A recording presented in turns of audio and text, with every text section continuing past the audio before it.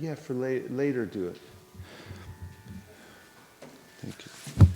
Shvara Parama Krishna Sakchirananda Vigraha Anadiradir Govinda Sarva Karana Karanam Sahasrapatra Kamalam Gokulakyam Mahatpadam Tadkarnikaram Tadhama Tadanantam Shasambhavam Karnikaram Mahadyantram Shatkonam Vajrakilakam Sharanga Shatpadhistanam Prakritya Purushena Cha Premananda Mahananda Rasena Vastitam Hiyat Jyoti Rupena Manuna Kama Bijena Sangatam Tat Kinjalkam Tadangshanam Tapatrani Sriyamapi Chaturasram Taparitaha Shweta Dvipakyam Adbhutam Chaturasram Chaturmurtesh Chaturdhama Chatuskritam Chaturbhi Purushartaischa Chaturbhir Hetuvir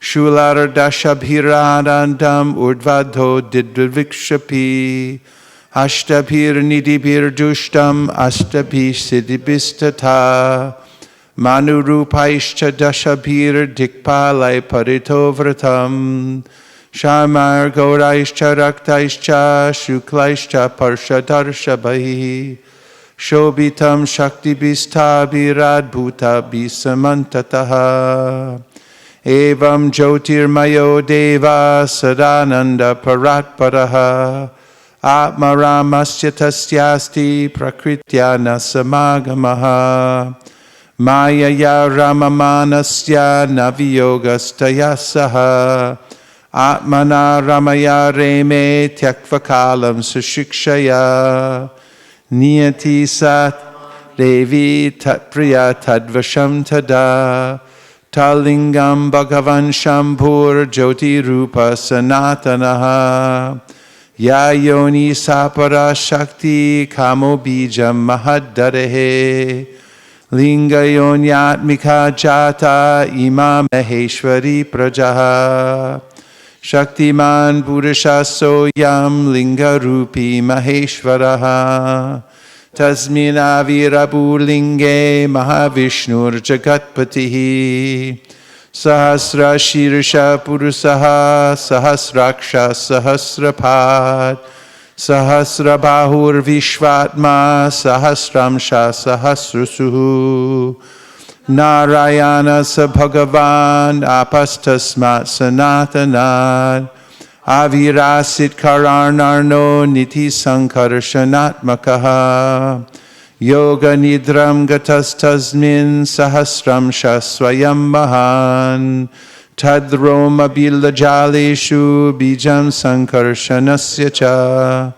Haimanyandari Jatani Mahabhutavratani Tu Pratyandam Evamekam Shad Ekam Shad Vishati Swayam Sahasra Murtha Vishvatma Mahavishnu Sanatanaha Vaman Gad Asrajad Vishnum Dakshinan Gat Prajapatim Jyotirlinga Mayam Shampum Korchadeshad Avasrajat Ahankarat Makam Vishvam Tasmat Etad Vyajayata Atataistri Viderveshe Lilam Udvahatakila Yoga Nidra Bhagavati Tasya Shirivasangata Sashikshayam Tato Nabhes Tasya Padmam Vaniryayao Tannalam Hemanalinam Brahmano Lokam Adbhutam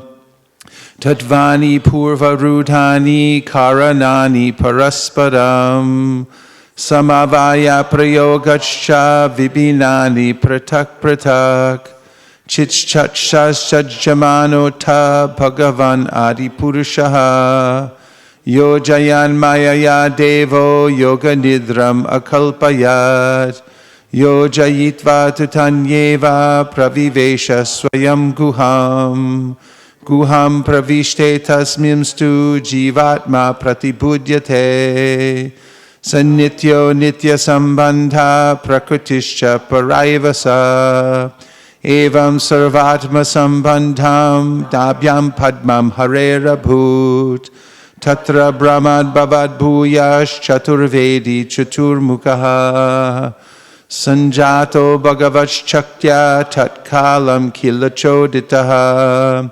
sashrikshayam matim chakre purva samskara samskritaha Dadarsha kevalam dvantam nanyatim paptisarvataha Uvacha puratastasmai tasya divya saraswati Kama krishnaya govinda he gopi jana ityapi Vallabhaya priyahvaner mantram te dasyati priyam Tapastvam tapa etena tapasiddhir bhavishyati Atate pe sasuchiram prinan govindam avyayam Shweta dvipa patim krishnam golokastam paratparam Prakritya guna rupinya paryupasitam Sahasradala sampande koti king jalka brimhite Bhumishchintamanis karnikare mahasane Samasinam Chidanandam Jyoti Rupam Sanatanam Shabda Brahmamayam Venum Vadayantam Mukham Bhuje Vilasini Ganavratam Swarshwar Amshar Abhishtutam Ata Venu Nenadasya Trayi Murti Mayikatihi Spuranti Praviveshashu Mukhabjani Swayam Bhuvaha Gayatrim gayatas tasmad adigatya sarojajaha Samskritaschari gununa dvijatam agamattataha Traya prabhuto tavidhir vignata tatvasagaraha Tushtava vedasarena stotrenanena keshavam Chintamani prakarasadma sukalpa vriksha Laksha vriteshu surabhira pipalayantam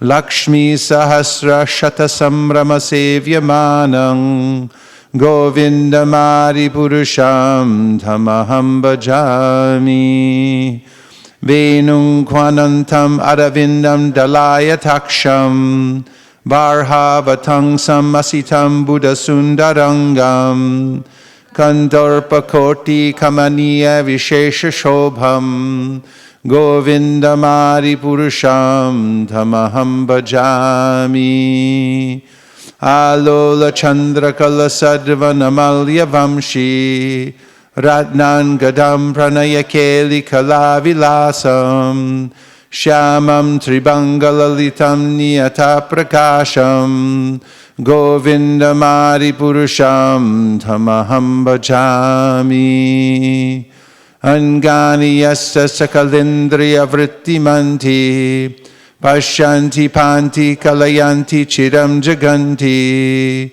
Ananda chinmaya sadujvala vigrahasya Govindamari purusham tamaham bhajami Advaitam achutam anadim anantarupam Adyam purana purusham navayovanam cha Vedeshu dulabham adulabham atma bhaktao Govindamari purusham tamaham bhajami Pantastu koti shatavatsara sambragamyo Vayo dadhapi manaso munipungavanam Sopyastiya prapadasimdya vichintya tatve Govindamari purusham tamaham bhajami Ekopya saura chaditum jagadanda kotim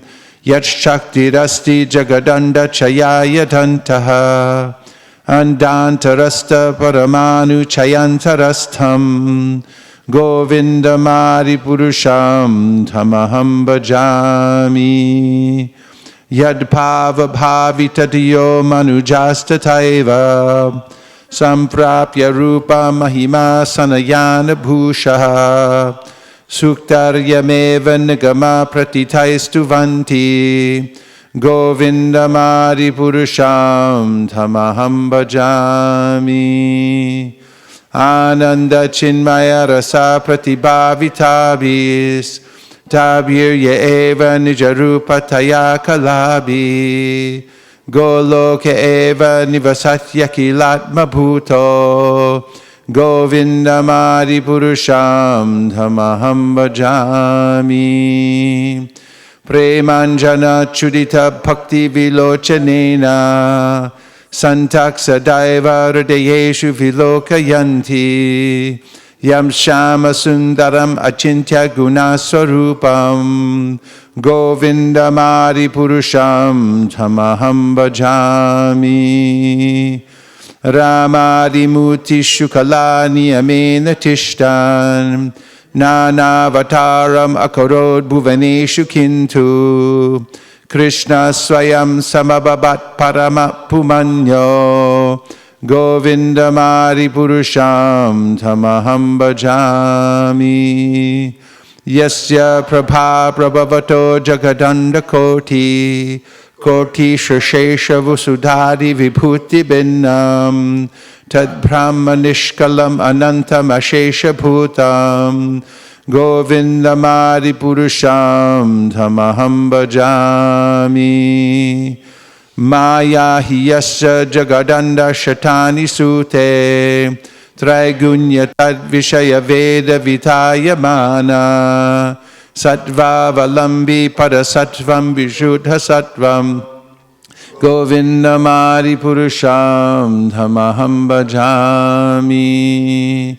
Ananda Chinmaya Rasatmataya Manasu Yapraninam Pratipalam Smarutam Upetya Lila Yitena Bhuvanani Jayat Yajastram Govindamari Purusham Tamaham Bhajami. Golokanamni Nijadamni Taletatasya Devi Mahesha Haritama Suteshu Teshu Tete Prabhava Nichaya Vihitashya Yena Govindamari Purusham Tamaham Bhajami. Shristi Stiti Pralaya Sadhana Shakti Reka Chayeva Yasya Bhuvanani Viparati Durga Ichchanurupam Api Yasya Chacheshtate Sa Govindamari Purusham Tamaham Bhajami.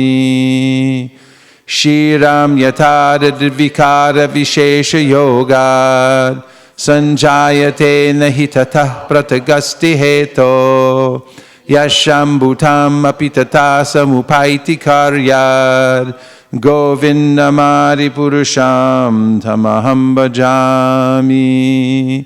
Departure Eva Hida Shantanam Abhyupetya Dipayate Vrivata Hetu Samana Dharma Yastadrik Eva Hicha Vishnu Taya Vipati Govindamari Purusham Tamaham Bhajami. Yakarnarna Bhajale Bhajati Sma Yoga Nidram Ananta Jagadanda Saroma Kupaha Adhara Shaktim Avalamya Param Samurtim Govindamari Purusham Tamaham Bhajami. Yasyaika Nishvasita Kalamatavalamphya Jivanti Loma Vilaja Jagadandanatha Vishnur Mahansa Ihayasya Kala Vishesho Govindamari Purusham Tamaham Bhajami. Vasvanyatashma Sakaleshu Nijeshu Tejaha Sriyam Kiya Prakatayata Vitadvadatra Brahma Yesha Jagadanda Vitana Karta Govindamari Purusham Tamaham Bhajami. Yatpada Pallava Yugam Vididaya Kumbha Dvanve Pranama Samaye Saganadi Rajaha Vignan Vidhantum Alamasya Jagatrayasya Govindam Adipurusham Tamaham bhajami.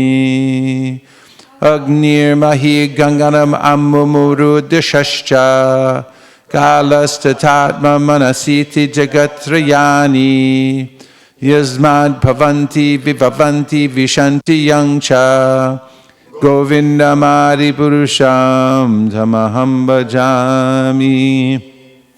Yachchakshudesha Savita Sakala Grahanam Raja Samasta Suramuti Rashesha Tejaha Yasyagnaya Brahmati Sambrata Kala Chakro Govindamari Purusham Tamaham bhajami. Dharmo tapapa nichaya shrutayastapamsi Brahmadikita patagavadayascha jivaha Yadatra matra vibhava prakata prabhava Govindamari purusham tamaham bhajami. Yastvindra gopamatavendra mohosa karma Panthanurupa palabhajanamathanoti Karmani nirdahati kintu cha bhakti bhajam Govindamari purusham tamaham bhajami.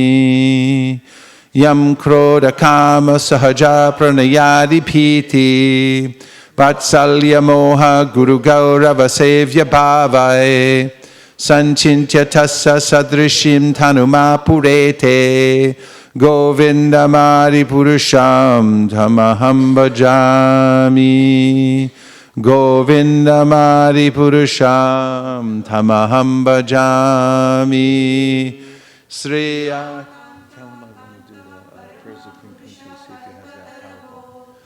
Dhruma bhumischintamani ganamayi toyam amritam Kataganam natyam kamanam apivamshi priyasaki Chidanandam jyoti paramapi taraswadyam apicha Sayatra shiradi sravati surabhibhyasha sumahan Nimeshardhyakyo vavrajati nahi atrapi samayaha Bhaje shveta dvipam tamaham iha golokamityam Vidantaste shantakshiti viralachara katipaye Ato vacha mahavishnur bhagavantam prajapatim Brahman mahatva vijnane prajasarge chachinmatihi Panchashloki mimam vidyam bhacha tattvam nibodame Prabhude jnana bhaktivyam atmayananda chinmayi Udetunanabha bhaktir bhagavat prema lakshana Pramanais tat sadacharais tadabhyasir nirantaram Bodhayanatmanatmanam bhaktim apyutamam labhe Yasya shreyaskaram nasti yaya nivritim apnuyad Yasarayati mameva bhaktim tameva sadayed Dharman manyan parityaja mamekam bhaja vishwasan Yadrishi yadrishi shraddha siddhir bhavati tadrishi Kurvan nirantaram karma loko yam anarvartate Tinaiva karmana dhyayan mam parang bhaktimicchati Aham hi vishwasya characharasya bhijam pradanam prakriti pumamscha Maya hitam teja idam vibarshi vide videhi tvamato jaganti Ishvara parama Krishna sakchidananda vigraha Anadiradir govinda sarva karana karanam Iti Shri Brahma Sanghita Sampurnam Hari Om.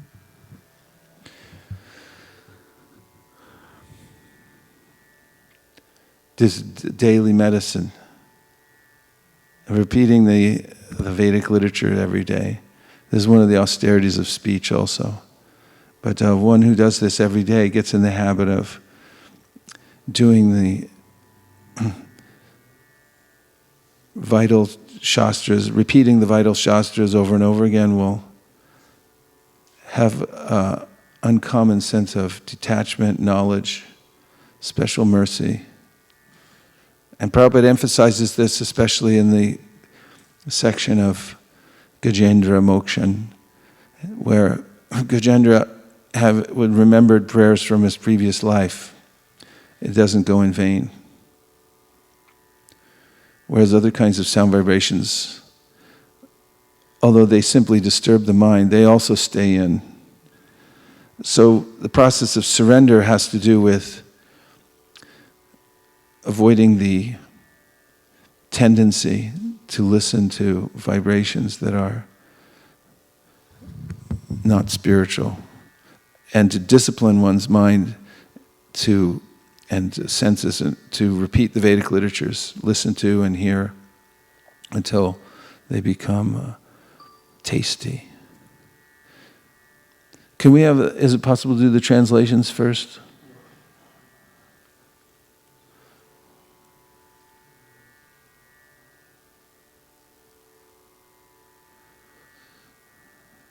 Now we'll read the translations to the prayers of Queen Kunti. We can say together, Srimati Kunti said, O Krishna, I offer my obeisances unto you because you are the original personality and are unaffected by the qualities of the material world. You are existing both within and without everything, yet you are invisible to all. Being beyond the range of limited sense perception, you are the eternally irreproachable factor covered by the curtain of diluting energy. You are invisible to the foolish observer, exactly as an actor dressed as a player is not recognized. You yourself descend to propagate the transcendental science of devotional service under the hearts of the advanced transcendentalists and mental speculators, who are purified by being able to discriminate between matter and spirit. How then can we women know you perfectly? Let me therefore offer my respectful obeisances unto the Lord, who has become the son of Vasudeva, the pleasure of Devaki, the boy of Nanda, and the other cowherd men of Vrindavana, and the enlivener of the cows and the senses. My respectful obeisances are unto you, O Lord, whose abdomen is marked with a depression like a lotus flower, who are always decorated with garlands of lotus flowers, whose glance is as cool as the lotus, and whose feet are engraved with lotuses. O Rishikesh, master of the senses and Lord of lords, you have released your mother Devaki, who was long imprisoned and distressed by the envious King Kamsa, and me and my children from a series of constant dangers. My dear Krishna, your lordship has protected us from a poisoned cake, from a great fire, from cannibals, from the vicious assembly, from sufferings during our exile in the forest, and from the battle where great generals fought. And now you have saved us from the weapon of Ashvatthama. I wish that all those calamities would happen again and again so that we could see you again and again, for seeing you means that we will no longer see repeated births and deaths. My Lord, your lordship can easily be approached, but only by those who are materially exhausted. One who is on the path of material progress, trying to improve himself with respectable parentage, great opulence, high education, and bodily beauty cannot approach you with sincere feeling. My obeisances are unto you, who are the property of the materially impoverished. You have nothing to do with the actions and reactions of the material modes of nature. You are self-satisfied, and therefore you are the most gentle, and they are the master of the monists. My Lord, I consider your lordship to be eternal time, the supreme controller without beginning and end, the all-pervasive one. In distributing your mercy, you are equal to everyone. The dissensions between living beings are due to social intercourse. O Lord, no one can understand your transcendental pastimes, which appear to be human and so are misleading. You have no specific object of favor, nor do you have any object of envy. People only imagine that you are partial. Of course, it is bewildering, O soul of the universe, that you work, though you are inactive, and that you take birth, though you are the vital force of the unborn.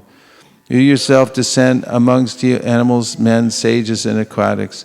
Verily, this is bewildering. My dear Krishna, Yashodha took up a rope to bind you when you committed an offense, and your perturbed eyes overflooded with tears, which washed the mascara from your eyes. And you were afraid, though fear personified is afraid of you. This sight is bewildering to me. Some say that the unborn is born for the glorification of pious kings, and others say that he is born to please King Yadu, one of your dearest devotees. You appear in his family as sandalwood appears in the Malaya hills. Others say that the world, being overburdened like a boat at sea, is much aggrieved, and that Brahma, who is your son, prayed for you, and so you have appeared to diminish the trouble. And yet others say that you appeared for the sake of rejuvenating the devotional service of hearing, chant, remembering, worshiping, and so on, in order that the conditioned souls suffering from material pangs might take advantage and gain liberation. O Krishna, those who continuously hear, chant, and repeat your transcendental activities, or take pleasure in others doing so, certainly see your lotus feet, which alone can stop the repetition of birth and death. O Lord, you have executed all duties yourself. Are you leaving us today, though we are completely dependent on your mercy and have no one else to protect us, now when all kings are at enmity with us? As the name and fame of a particular body is finished with the disappearance of the living spirit, similarly, if you do not look upon us, all our fame and activities, along with the Pandavas and Yadus, will end at once. O Gadadhara Krishna, our kingdom is now being marked by the impressions of your lotus feet, and therefore it appears beautiful, but when you leave, it will no longer be so. All these cities and villages are flourishing in all respects, because the herbs and grains are in abundance, the trees are full of fruits, the rivers are flowing, the hills are full of minerals, and the oceans full of wealth. And all this is due to your glancing over them. O Lord of the universe, soul of the universe, O personality of the form of the universe, please therefore sever my tie of affection for my kinsmen, the Pandavas and the Vrishnis. O Lord of Madhu, as the Ganges forever flows to the sea without hindrance, let my attraction be constantly drawn unto you without being diverted to anyone else. O Krishna, O friend of Arjuna, O chief amongst the descendants of Vrishni, you are the destroyer of those political parties which are disturbing elements on this earth. Your prowess never deteriorates. You are the proprietor of the transcendental abode, and you descend to relieve the distresses of the cows, the brahmanas, and the devotees. You possess all mystic powers, and you are the preceptor of the entire universe. You are the Almighty God, and I offer you my respectful obeisances. Sutta Goswami said, the Lord, thus hearing the prayers of Kunti Devi, composed in choice words for his glorification, mildly smiled. That smile was as enchanting as his mystic power. We could take a look at the Sanskrit, at least the transliteration anyway.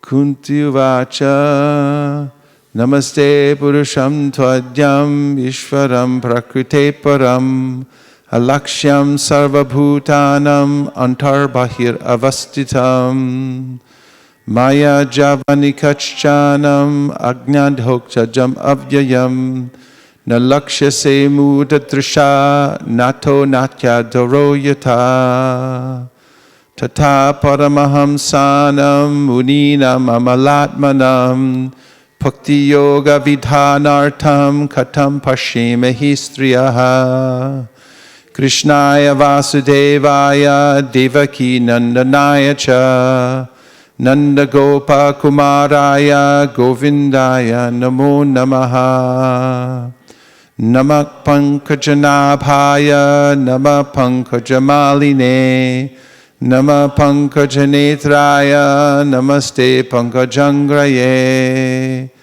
Yata Rishikesha Kalena Devaki Hangsena Rutati Chidam Sucharpita Vimochitaham cha sahatmaja vibho tvayeva natena muhurvapadganan Vishan mahagne purushara darshanan asatsabhaya vana vasakrishrataha Vride mride neka maharatashtrato Draunyastra tashchasma hare birakshitaha. Vipara santuta shashvat tatra tatra jagadguru. Bhavato darshanam yatsyad apunar bhavadarshanam. Janmaishvarya shruta shribir idamana madakpuman. Naivarhatya vidatum vai twamakinshana gocharam. Namo kinshana vittaya nivritta gunavrittaye. Atmaramaya shantaya kaivalya pataye namaha. Manye tvam kalamishanam adadi nidadam vibhum. Samam charantam sarvatra bhutanam yanmitakalihi. Naveda kashid bhagavam shakirshitam. Tavehamanasya nranam vidambanam. Nayasya kashid dahitosti karichit. Dveshascha yasmin vishamamatir nranam. Janma karma cha vishvatman ajasya kartur atmanaha. Tiryan rishishu yadushu yathadyanta vibandhanam. Gopyadade tvarikrithaga siddhamatavad. Yate dashashru kalilanjana sambраmaksham. Aktram niniya bhavabhavanaya vipsistasya. Samam vimohayati bhirapi yad vibheti. Kechid ahurajam jatam punyashlokasya kirtaye. Yado priyasyan vavaye malayasye vachandanam. Apare vasudevasya devakyam yachitobhyagad. Ajastvam asya shemaya vadaya chasuradvisham. Bharavataranayanye bhuvo nava ivo dadao. Siddhantya bhudi parina jato hyatma bhuvartitaha.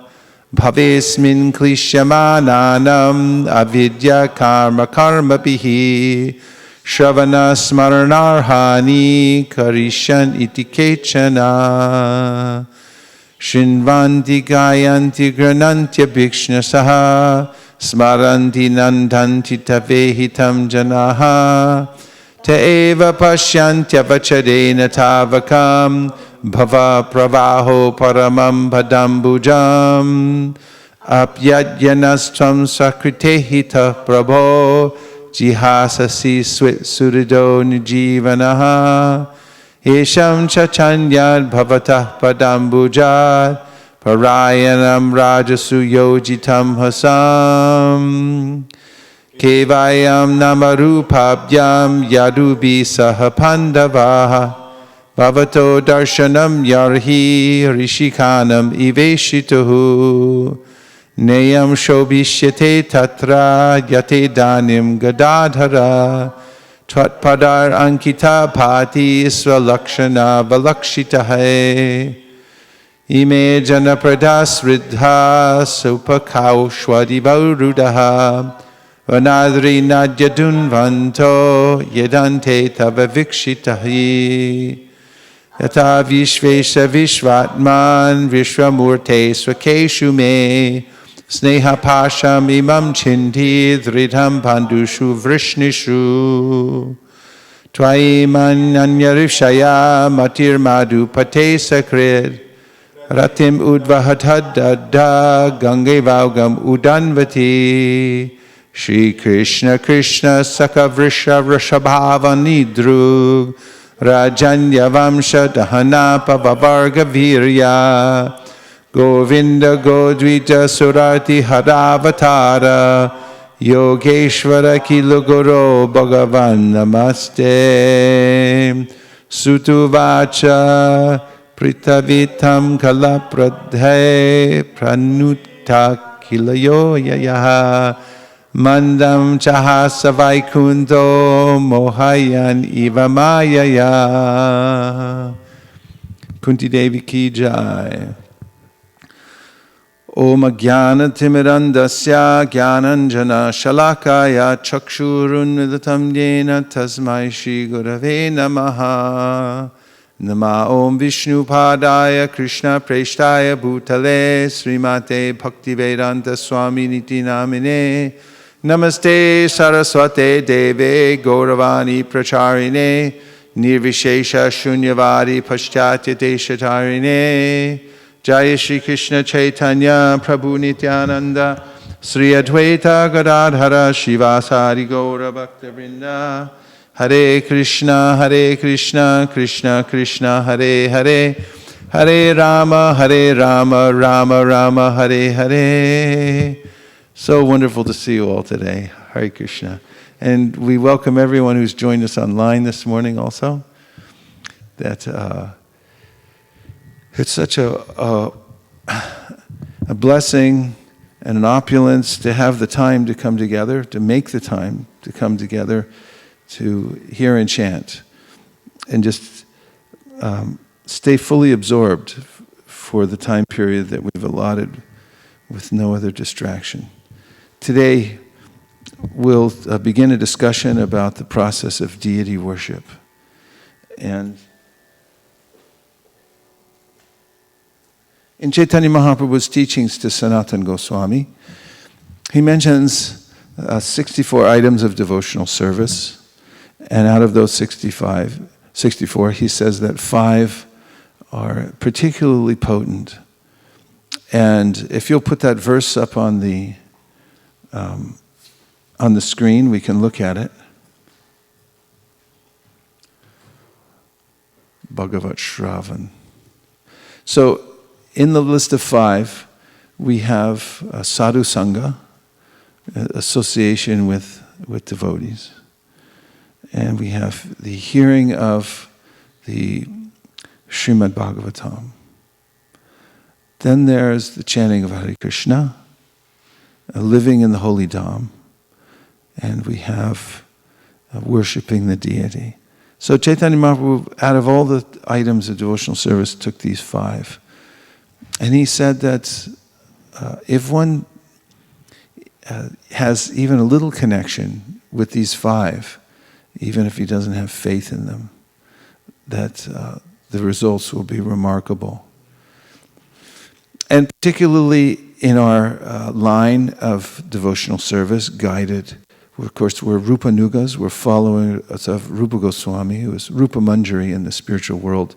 And he came here with Chaitanya Mahaprabhu as part of his entourage to teach particularly how to practice devotional service so that one can follow in the footsteps of the residents of Vrindavan. And that one can do that even while one has a conditioned material body. Not exactly that, but just that as one takes to the process of devotional service, it's not that one retains or one's body remains conditioned. As mentioned in the Shastra, Aho bata shva pachato garyanya jiva grevartate nama tubhyam te pusta paste juhuvusasa arya brahmanachur nama grananti te. By Devahuti, that as one who chants Hare Krishna certainly has undergone all the Vedic sacrifices and so forth, and specifically mentioned is eligible to perform the Vedic yagyas, which means that one's prarabdha, that is one's present body, has been transformed. And also, as Chaitanya Mahaprabhu recognized, Haridas Thakur, who was certainly not born in a Brahmin family, he was born in a Muslim family apparently, and he was honored by Chaitanya Mahaprabhu, who, as the Namacharya, not only that, he held his transcendental body in his own arms just after he had left his body and placed him in samadhi himself, showing that Chaitanya Mahaprabhu was honoring him, that his body was completely transcendental. So those who take to the process of devotional service have their bodies transcendentalized. Iha yasya hare dasye karmana manasa gira nikila apyavastasu jivan mukta suuchite. Even as one lives in this present material body, as one engages all of one's senses in bhajana kriya, and worshiping Krishna through the process of devotional service, shravanam, kirtanam, Vishnu smaranam, the body becomes a different type of body. It's transcendentalized. Brahmarpanam brahmahavir brahmagnau brahmanohutam brahmaiva tena gantavyam brahmakarma samadhina. Krishna confirms in the Bhagavad Gita that when you engage something that's apparently material in the service of the Lord, it becomes transcendental, it becomes Brahman. It retains its, it comes back to its original nature, which is spiritual. So, in explaining these processes that are particularly potent, Chaitanya Mahaprabhu gives this verse. You can scroll down so we can recite the verse. Sadhu Sangha Nam Kirtana Bhagavat Shravana Maturava Sri Mutira Shraddhaya Sevana Sadhu Sangha Nam Kirtana Bhagavat Shravana Maturava Sri Mutira Shraddhaya Sevana. And down to the translation. Together, one should associate with devotees, chant the holy name of the Lord, hear Srimad Bhagavatam, reside at Mathura, and worship the deity with faith and veneration. And then the next verse.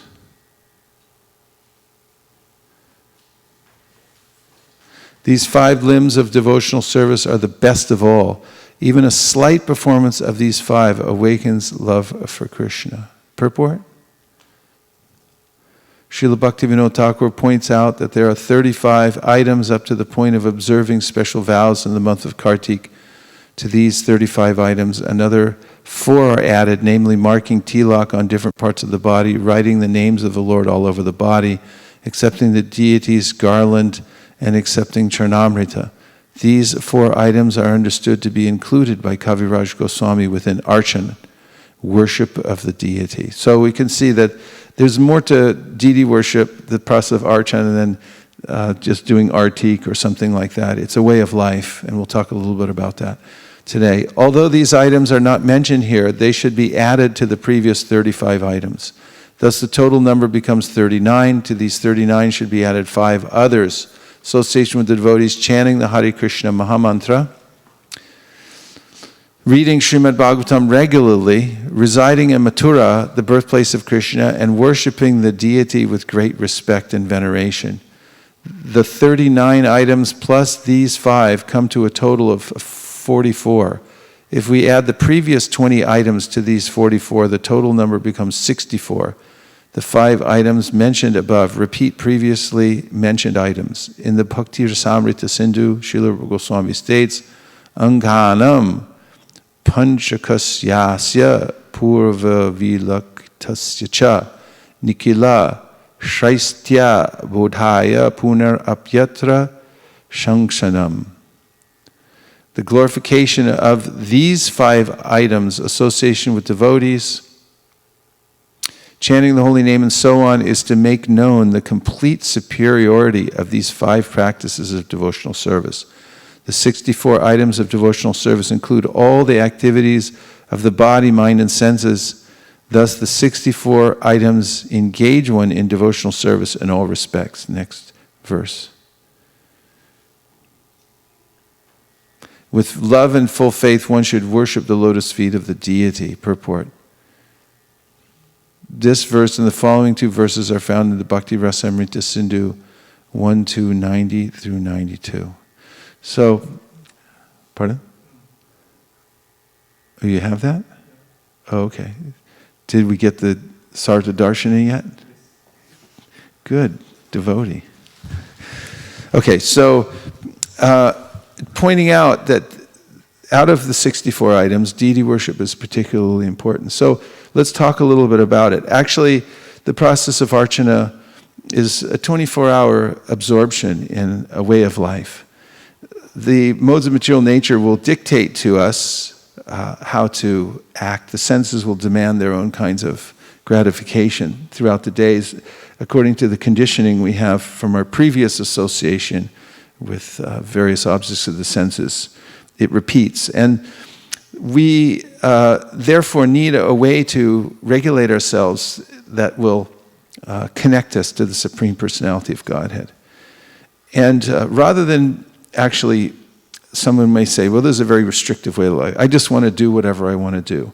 This is a false notion, because actually we're being forced by the modes of material nature to act in various ways. And because the modes are very strong and impossible to overcome by the tiny jiva, they lead to, generally to degradation, especially in the present age. If you lived in the Satya Yuga, that might be a valid argument, because you're only associating with the Paramahamsas. But especially in the age of Kali Yuga, it's only degradation. Urvam gachanti sattvasta, madhyam tishtanti rajata, jaganya gunavrittista, ato gachanti tamasa. Krishna talks about the modes, and those who are in the mode of, associate with the mode of goodness, they go upward. Those who are in the mode of passion, they stay in the middle level of this universe. And those who associate with ignorance, the abominable mode of ignorance, the word is used there, they go down. Jaganya gunavrittista, this abominable mode of ignorance. And it's mixed into everything nowadays. So the tendency is to become degraded. If you just take your eyes off the road for a little bit, you'll have an accident. It's for sure. So you have to have a way to keep your eyes on the road back to Godhead. So therefore, the acharyas have told us that we have these two tracks we're running on, the Bhagavat Marg and the Panchratrik Vidhi. And the Bhagavat Marg means the chanting of the Hare Krishna mantra, hearing of Srimad Bhagavatam. It's the spontaneous mode of worshiping Krishna that awakens in the heart simply by these activities. However, to be able to do that consistently requires a lot of work. Sometimes people say, well, what happened to just chant Hare Krishna? And so Prabhupada said, just chant Hare Krishna. Okay, go ahead, let's see you just chant Hare Krishna. Go ahead, you do it. You just do it and set the example. Just chant Hare Krishna. And many people, actually, in very dramatic cases, there so many times we've seen, at least in my lifetime, I've seen a few times coming to India with Prabhupada, and somebody will invariably stand up and say, I'm going to go to the jungle and chant like Haridas Thakur. Even though Prabhupada goes through his books very carefully, don't go to the jungle and try to chant like Hare Krishna. It's like, I'm going to do this. And they go off and they last 3 days. Or they get into some wild, weird cult and become deviated and go this way and that. It's a general tendency because the power of the senses and the modes of material nature. Therefore, one must carefully follow the footsteps of the previous acharyas, and they have prescribed certain ways in which to advance. Tat tat karma pravartanat. There are all these various rules and regulations. There are so many that we couldn't actually follow them all and still get anything done in our life. In fact, I collected, when I was a brahmachari, many Sanskrit and Bengali books that have all kinds of mantras and rules and regulations and things like that. I still have them. And one of the books just from the Gaudiya Mat, this is about that thick, and there's a mantra for everything.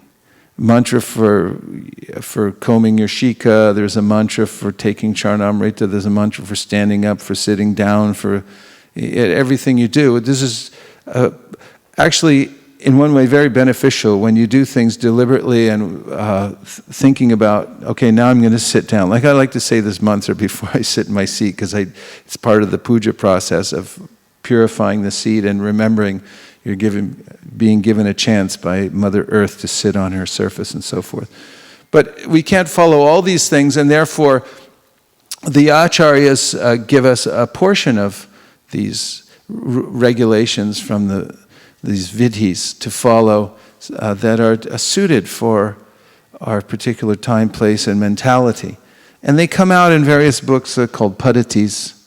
So I have a few, especially these ones are, I still have original copy. It's coming apart. Even though it's made out of plastic, it smells like it's being affected by some living entities somewhere. But this book was created in 1975 by Jayatirtha under the request of Prabhupada. Prabhupada said that, actually, there's a sequence here. It comes out in this other padati called The Perfection of Deity Worship. See, there's little pieces coming off it already, describing what he wanted. Here's Srila Prabhupada on the Archana Padati.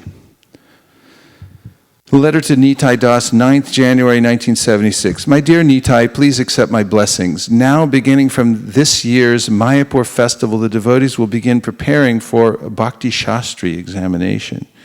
Therefore, we will require a guidebook for deity worship, Archana Padati, based on Hari Bhakti Vilas.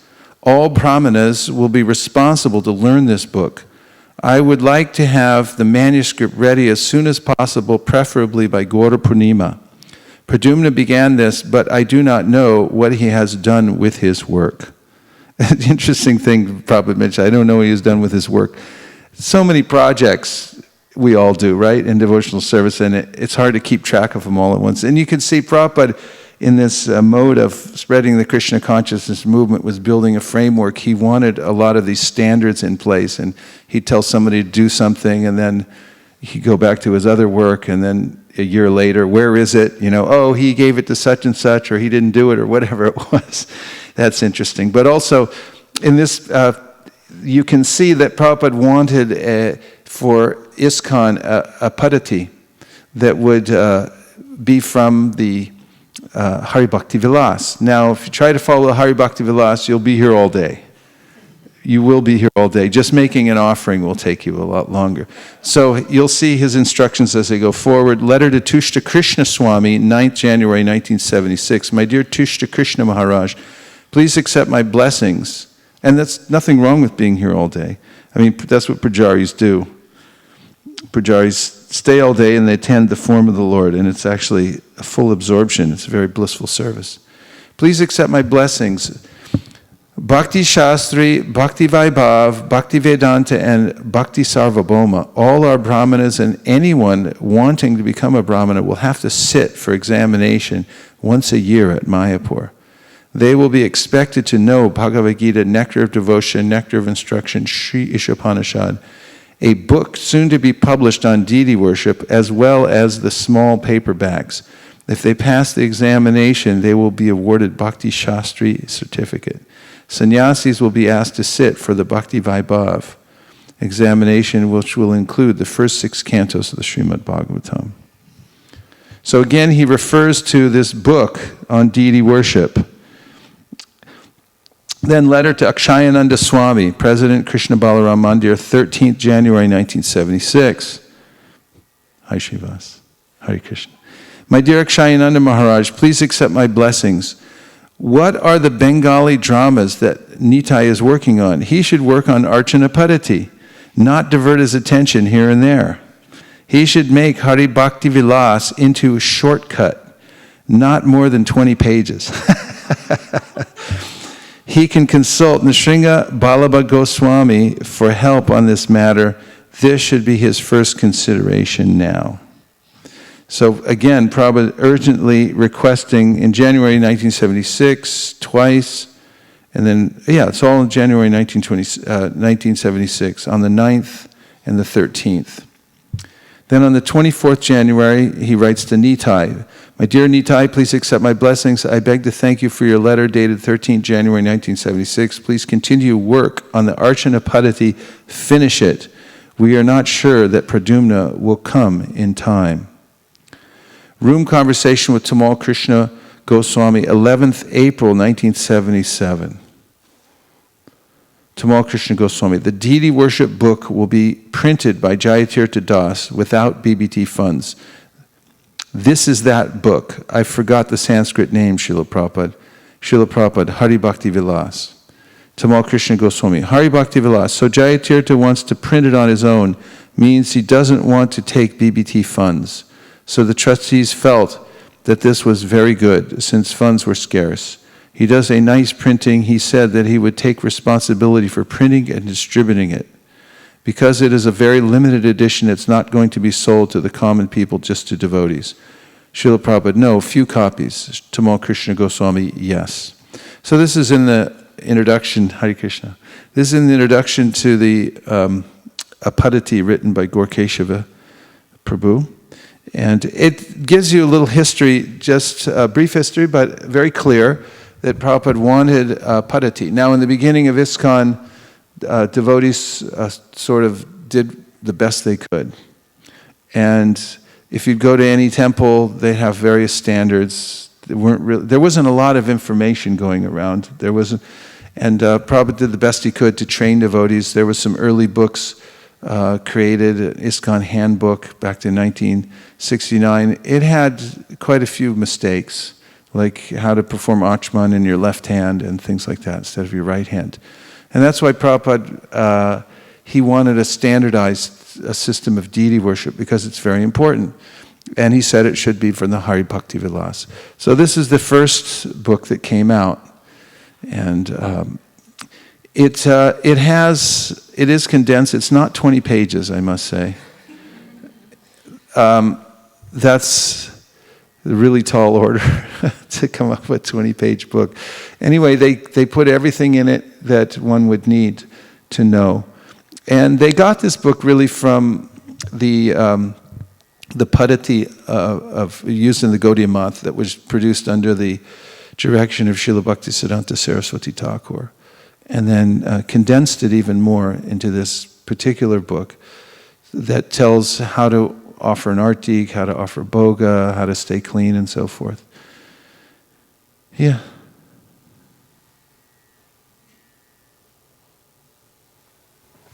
Is this book available to purchase? Maybe on PDF. Okay. But otherwise, as I say, this is falling apart. There's little pieces of it all over the book stand. When I inquired last time, this book was supposed to be released, a new edition of this book was supposed to be released in October last year, but that was delayed. And that book... Sure it's this book, or are you talking about the Pancharatra Pradeep? Oh, maybe I'm talking about the other book. I don't know which book. So, yeah. Okay. I'll explain. And that is that then there was another book that came out. This is called the Pancharatra Pradeep. And this was an effort to redo this book. Actually, it got longer, not shorter. There's some extra information in these books about mudras and so forth. And other little details of dressing the deities and so forth. And then Gaura Prabhu, who's a kind of an expert in performing rituals. He's learned how to do many different things. Anyway, in Europe for some time, he was overseeing all the deity worship. He wrote this book. He had a newsletter for a little while talking about deity worship. And what he tried to do, this book is a little hard to read because you have to jump back and forth. It'll say, you get to this point and it'll refer back to another point and you have to go back to it. So he wrote this book, cookbook style, as he says. And that is every chapter starts from the beginning and has everything you need. So there's some repetition in it, but if you're looking at one chapter, all you have to do is go through it. This is no longer available, maybe on PDF. Somebody has photocopied it. This book is no longer available. This is what happens to Padatis. And then inevitably somebody wants to improve it, change it, and things like that. This was again an official ISKCON Padati, but still not satisfied. So as Ramananda Saka Prabhu mentioned, they're working on another one. And this brings me to a kind of an important point, which is that sometimes devotees feel that there's some absolute standard, that wherever you go, it's going to be exactly the same. And it's just not true, because there's too many moving parts, and various Padatis present in various ways. And then there are things that Prabhupada said about how to perform deity worship. But then he said, standardize it according to the Hari Bhakti Vilas, and the two of those things there may be some conflict. So in this book, the devotees tried to merge the two ideas, the things Prabhupada had previously said, plus what's in the Archana Paddhati and so forth. So you kind of get a confluence of different ideas and traditions. Does that make anybody feel morose or sad or anything?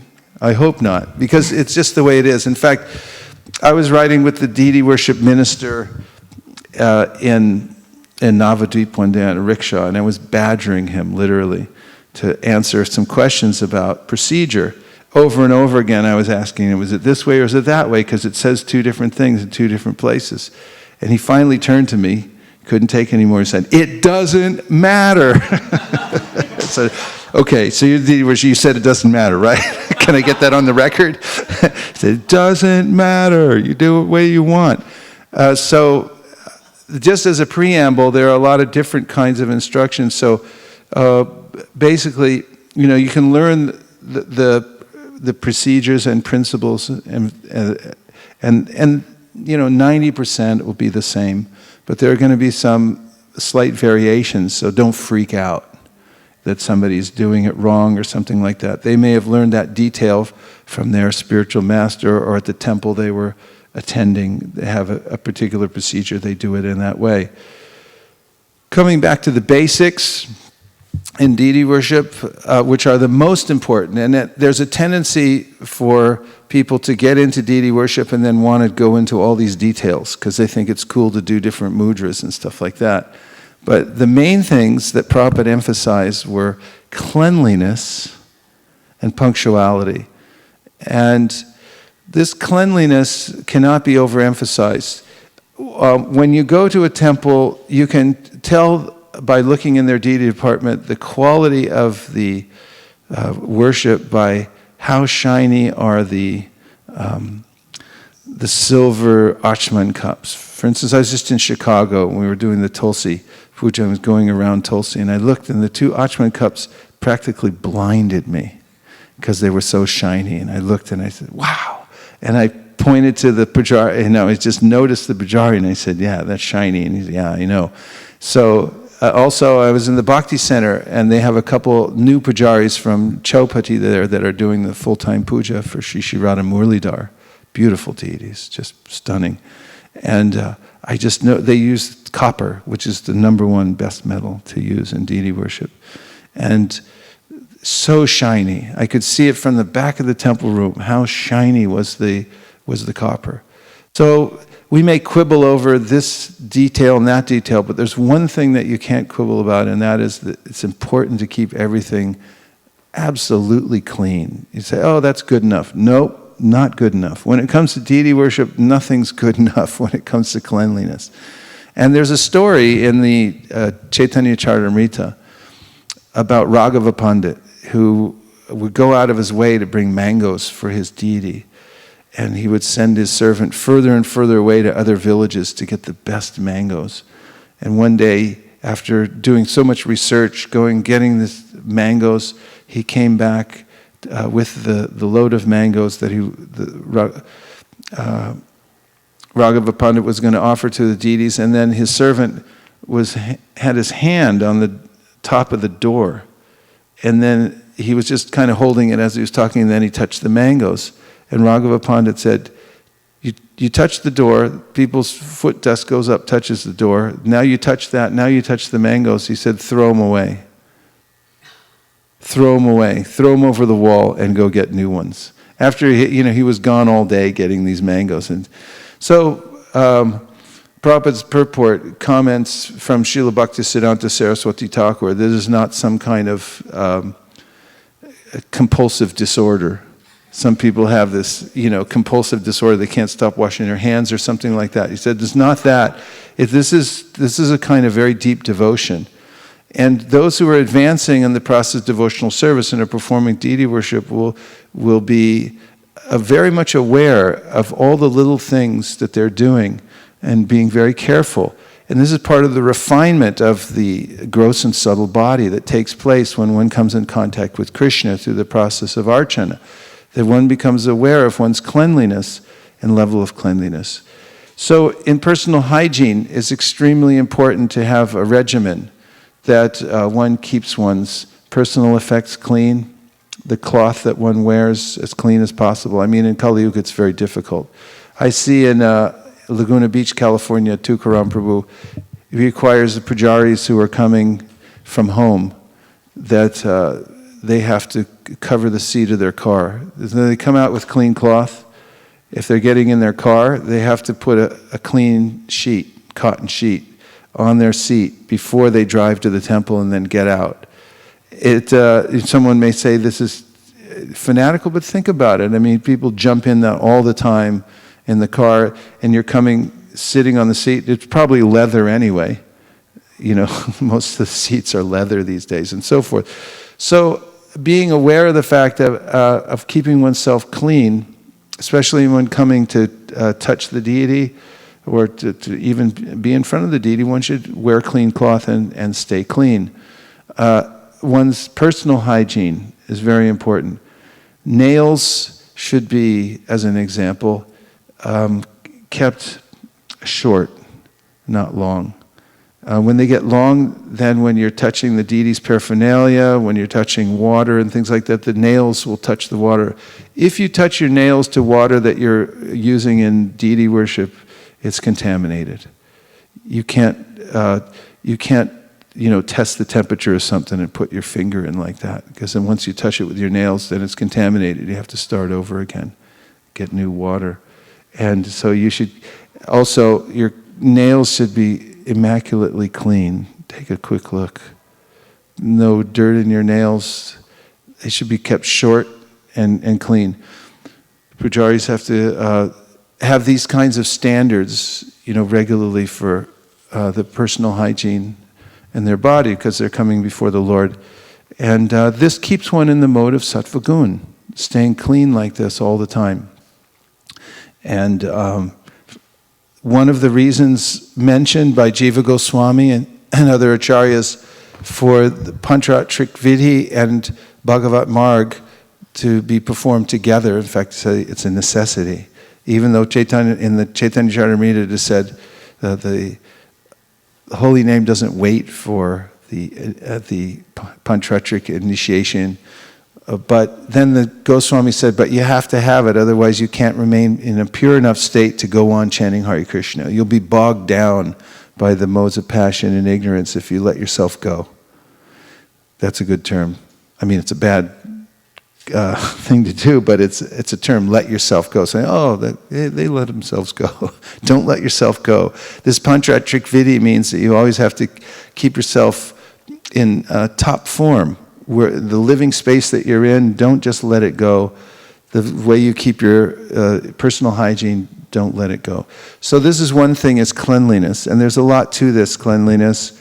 It has to do with your personal hygiene, and also the way you regulate your senses, the kinds of things you eat. One of the reasons we don't eat onions and garlic is because they're odoriferous. And when you eat them, they come out from your pores in your breath. Even if you take odorless garlic, it'll come out.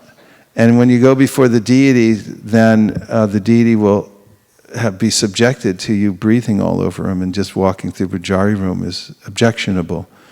So the devotee's living for this service to the deity, and if you're doing that, you want to keep yourself in a state so you don't make some kind of offense before the deity. And there are many offenses to be avoided, which are listed, for instance, in the Nectar of Devotion. It's worth going through those and looking at them very carefully. Some of them may seem incomprehensible, and tracing back the origin of, why not to wear green or blue cloth before the deity is difficult. I've tried to do it. I've never found certain things. Some are much more important than others, but the general sense of the fact that there are all these kinds of offenses to be avoided that is an indication that one's life should rotate around a clear understanding that there's proper conduct and improper conduct when one's before the deity, which by following this conduct, one will be open. Well, Krishna will reveal himself more readily. So cleanliness is cannot be overemphasized, and it assists one in all of the activities of Bhagavat Marg as well. You'll find if you're clean and organized, that has to do with it also. Your living space is in the mode of goodness. There's a place for everything and everything in its place. That goes without saying. For the Pujari room, should be immaculate, attention to detail in all aspects. But then one can concentrate one's mind on chanting Hare Krishna if one lives in that kind of state. The second thing is in temple worship, especially punctuality. That things, you'll notice the Pujari steps back, watches the clock. As soon as the second hand hits the top of the hour, and it's 7 o'clock or whatever time the artik starts, the conch goes then. Not 5 seconds later, not a minute later, not whenever I feel like it, not early, but there's a precise timing for each one of the events that take place in temple worship. And this is very important because if you do this, first of all, it's difficult. You really have to live on Krishna's schedule, not on your own. It's a mood of like I'm serving the king and he has to have his meal now, exactly at this time, not when I feel like it because I didn't feel like moving so fast today. I don't feel like moving so fast today, so he can eat later.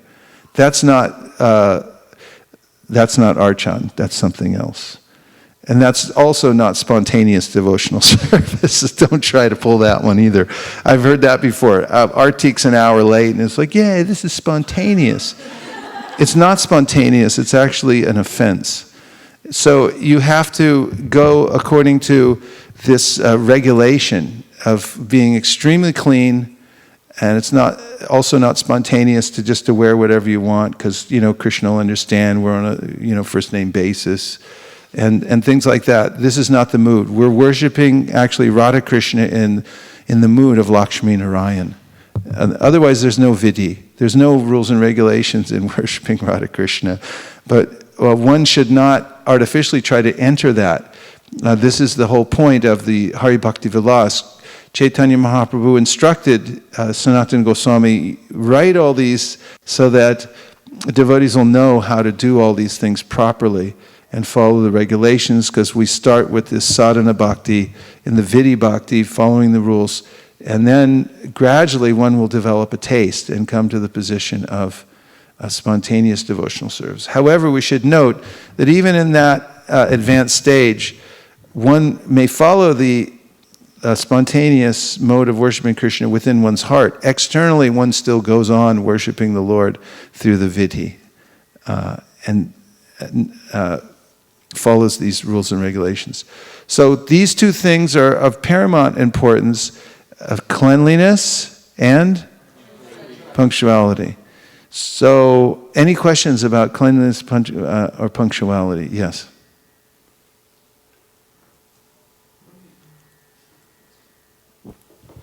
Probably when it comes to home worship of deities, we see that punctuality sometimes based on children or something, it takes this way or that way. So is that correct? Not correct? Yes, that is correct. In the Shastra, it is said that there are two standards. One is the temple standard and the other is the home standard. And the home standard is flexible because Krishna is living in the home, and if you try to over-regulate your family in your house, then they'll start hating the deity. I mean, that doesn't mean you can do anything you want, but there is a flexible standard according to the home worship in the Shastra. Yeah. Prabhu, I was just thinking that sometimes, like as Prabhuji was just mentioning, on a weekday we can have one schedule, on a weekend for the home worship it could be a little different time. Is that okay? And, Yeah. And I was, I'm sorry, I'm just forgetting. Maharaj, this is slightly outside of the discipline process. My daughter notices that my deities smile and frown from time to time. She's taken pictures of it to show it to me, and it's really scared me. Because the moment she showed me that, I was like, that's actually happening. It does happen. And when I pass by, if I take a sideway glance, I will see Gauranga Mahaprabhu either smiling or frowning, and I have no idea why he's doing that. But I've noticed that that makes me think about him a lot. I keep checking on the deities. I keep, I place the offering, then I just look up and I say, look, don't frown at me. I'm doing my best here.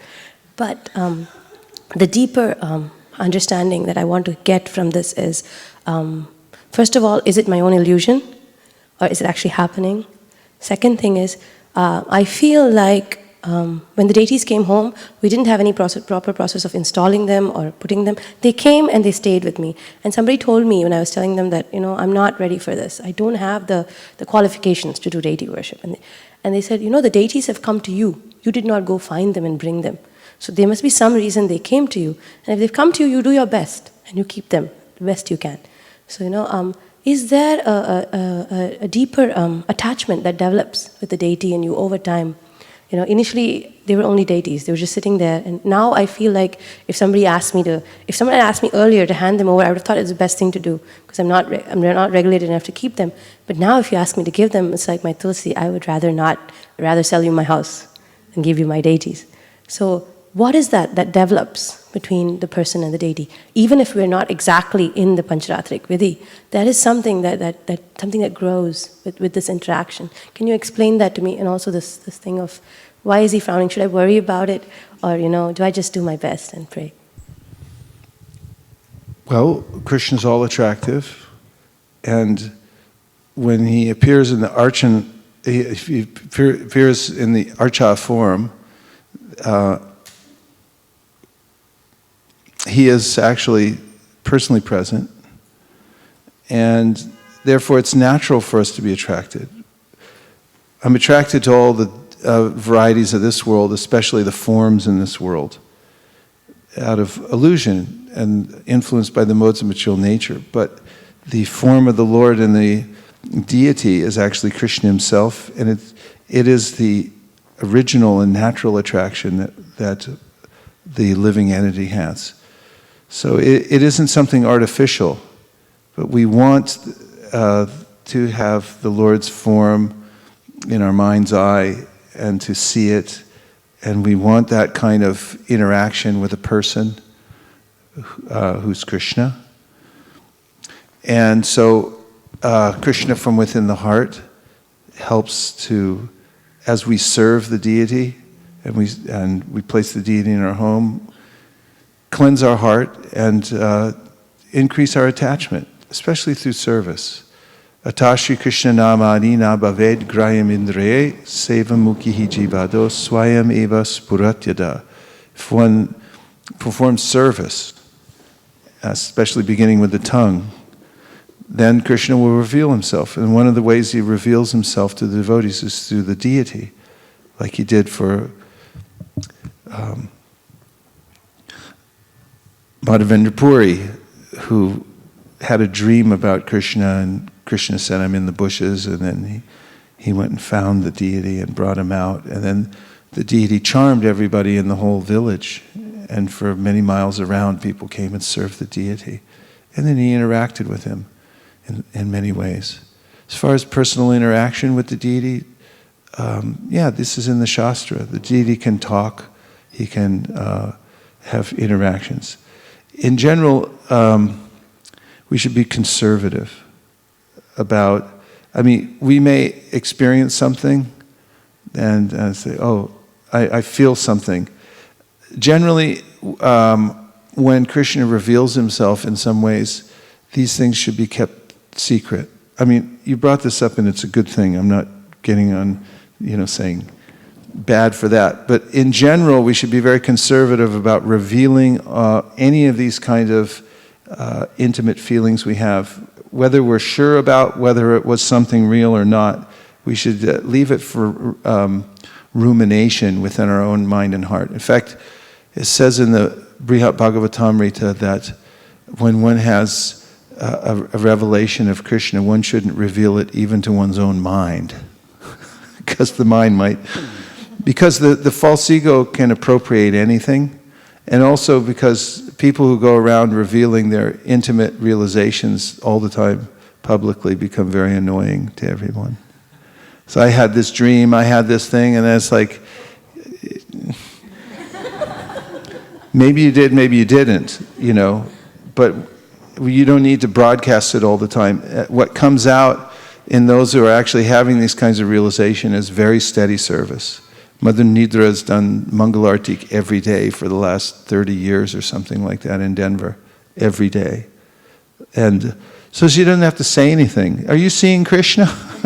Something like that.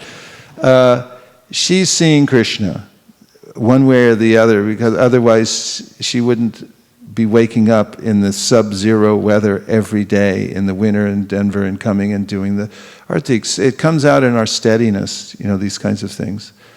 So, yes, Krishna reciprocates with his devotees through the deity form, and he even dances. And Gauridas Pandit, one of the associates of Chaitanya Mahaprabhu, was felt so much separation from Gaur Nitai that he had deities made of them, and in his house, and then he became so attached to them, and then Gaur Nitai came and visited his house. And he said, he was looking at the two. He couldn't distinguish. So he said, well, I want you to stay. So then the deity started walking out. He said, no, you stay. And then the other Gaur Nitai started walking out. And there's this charming story in the Chaitanya Bhagavat about him grabbing the feet of the deity. And then Gaur Nitai just came, he grabbed it. No, you stay, you stay, you stay. So these stories are there throughout the Shastra about and Prabhupada mentions in his book, sometimes the deity is so attached to the servant that there's a story about the deity performing the pinda ceremony for the servitor who had passed on. The deity does the Shraddha ceremony and so forth. So it's very intimate. And so that can be there. Yes, a couple more, and then I'm going to go on to some substance. Not that this isn't substantial. I mean, I have an outline that I want to cover. I just had a quick question, Prabhuji, that how important is the pran pratishtha for deities at home? Because the deities come, you start worshipping, then there's this thought come, the formal pran pratishtha has not happened. There's different ways that deities become installed. One way is that they're worshipped over a long period of time. Even without the pran pratishtha, if one worships a deity steadily with the proper standard, then it's considered to be installed by dint of that steady service over time.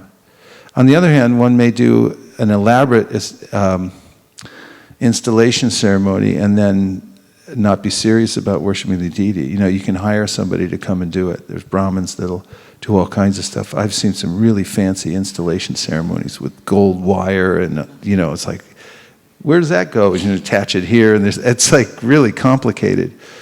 And it does. And afterwards, the spirit might not even be there. So there are different ways in which the deity is considered to be installed.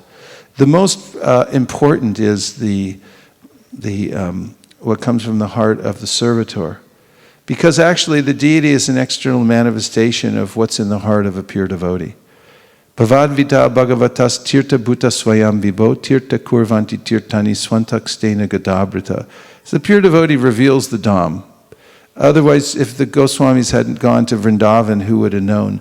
And you see, they established the primary deities because they were that was what their relationship was. And you see, Prabhupada came and he established Radha Krishna, Krishna Balaram.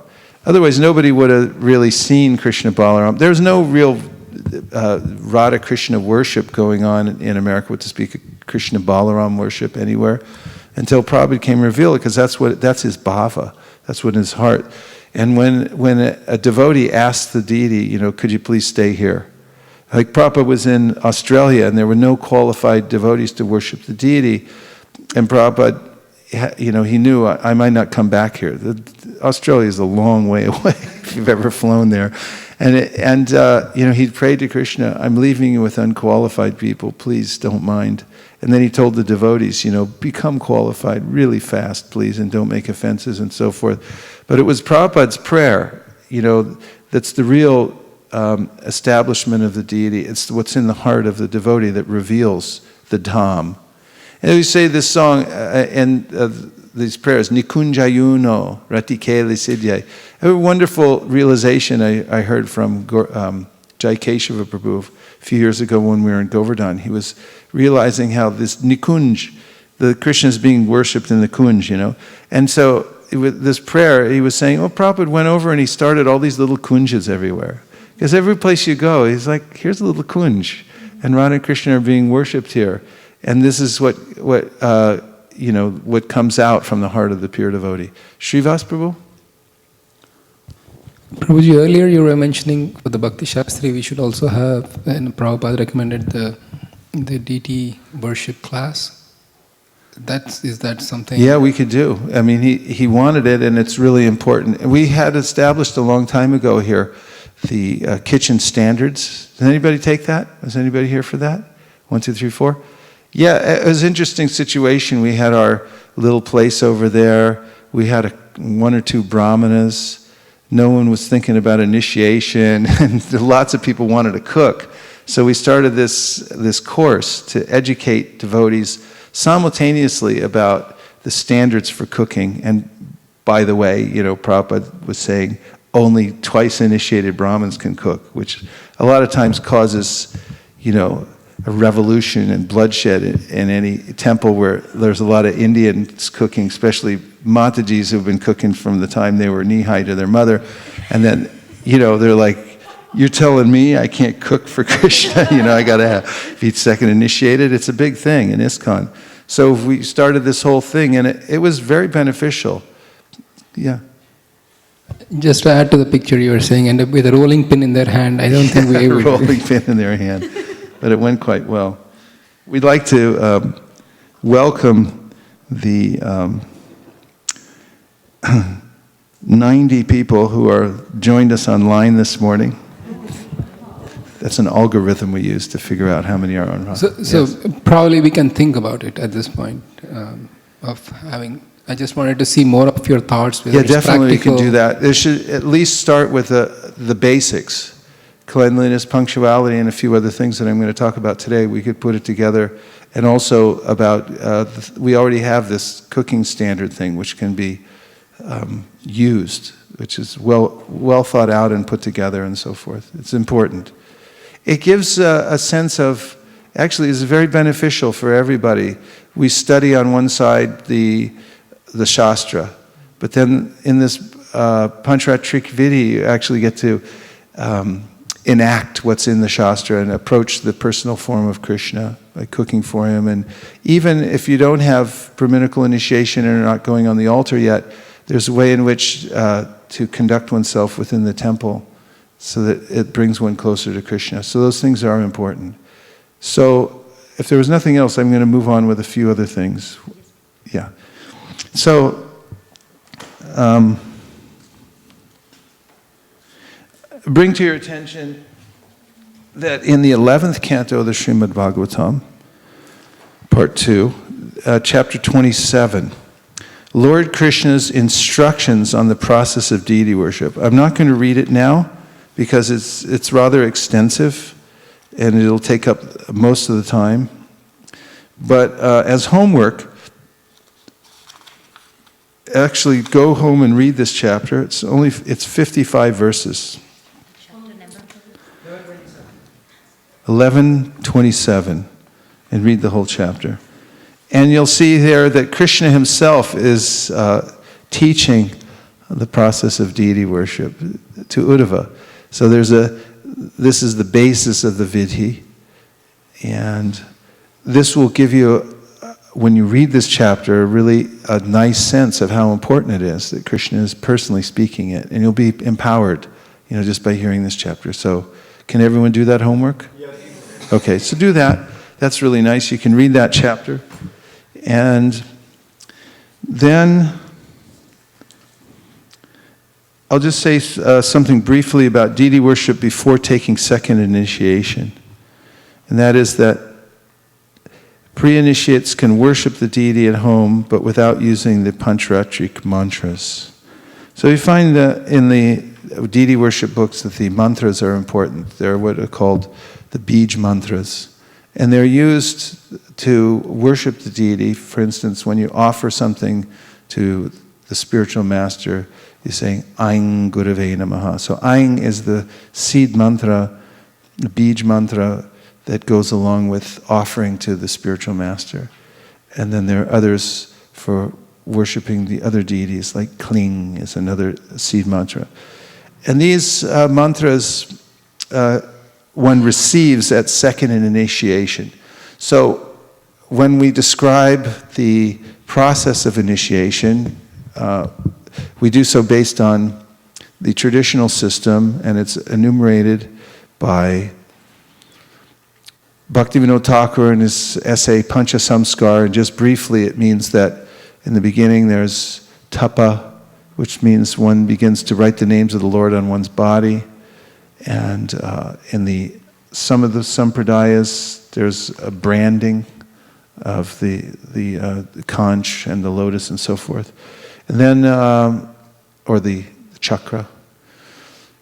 Tapa means one begins to turn away and feel the heat, turn away from the material life. And pondra, which means to apply tilak. Incidentally, anyone who is aspiring for initiation, already approached the spiritual master, wear two strands of neck beads. And those, when somebody takes initiation, they wear 3. I see a lot of times, 3 even while somebody's aspiring. So there should be 2, and it's a sign you can see. So anyway, in this pondra, one begins to show the external signs of being a Vaishnava. It means wearing this urdhva pundra, which is significant. There are many statements in Shastra about the importance of the urdhva pundra and how if one simply sees it, one becomes purified.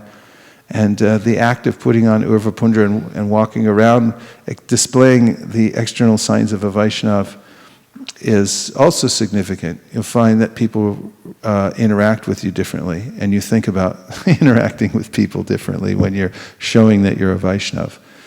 Then comes the nama, which means one receives the Harinam initiation, and also takes the name, Das or Dasi, and makes a vow to follow the rules and regulations.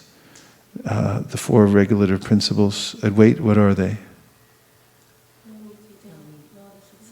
4 regulative principles.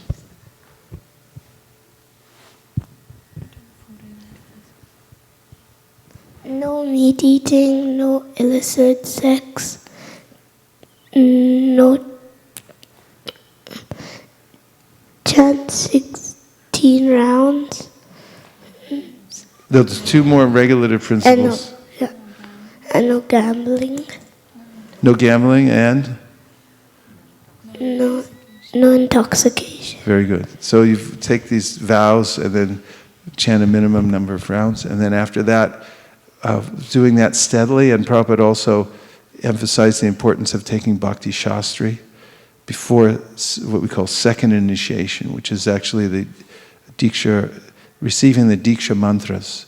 And during that initiation, one hears the mantras that are passed down through disciplic succession through one's right ear. Within there's a Lakshana mantra for the Gaudiya Vaishnava Sampradaya. And from that, the other mantras expand. And these different parts of the mantra which we use in deity worship to approach the deity then become available to us. And then one is qualified to see the deity, to touch the deity. It means see the deity being worshipped and so forth, and also participate in worshiping the deity, touching the deity. This is the shastric system. Not that anybody willy-nilly can just walk in and do anything. There has to be training and refinement, and the reformatory process of taking this diksha, which means that one's transformed into a Brahmin, even if one doesn't come from a Brahmana family.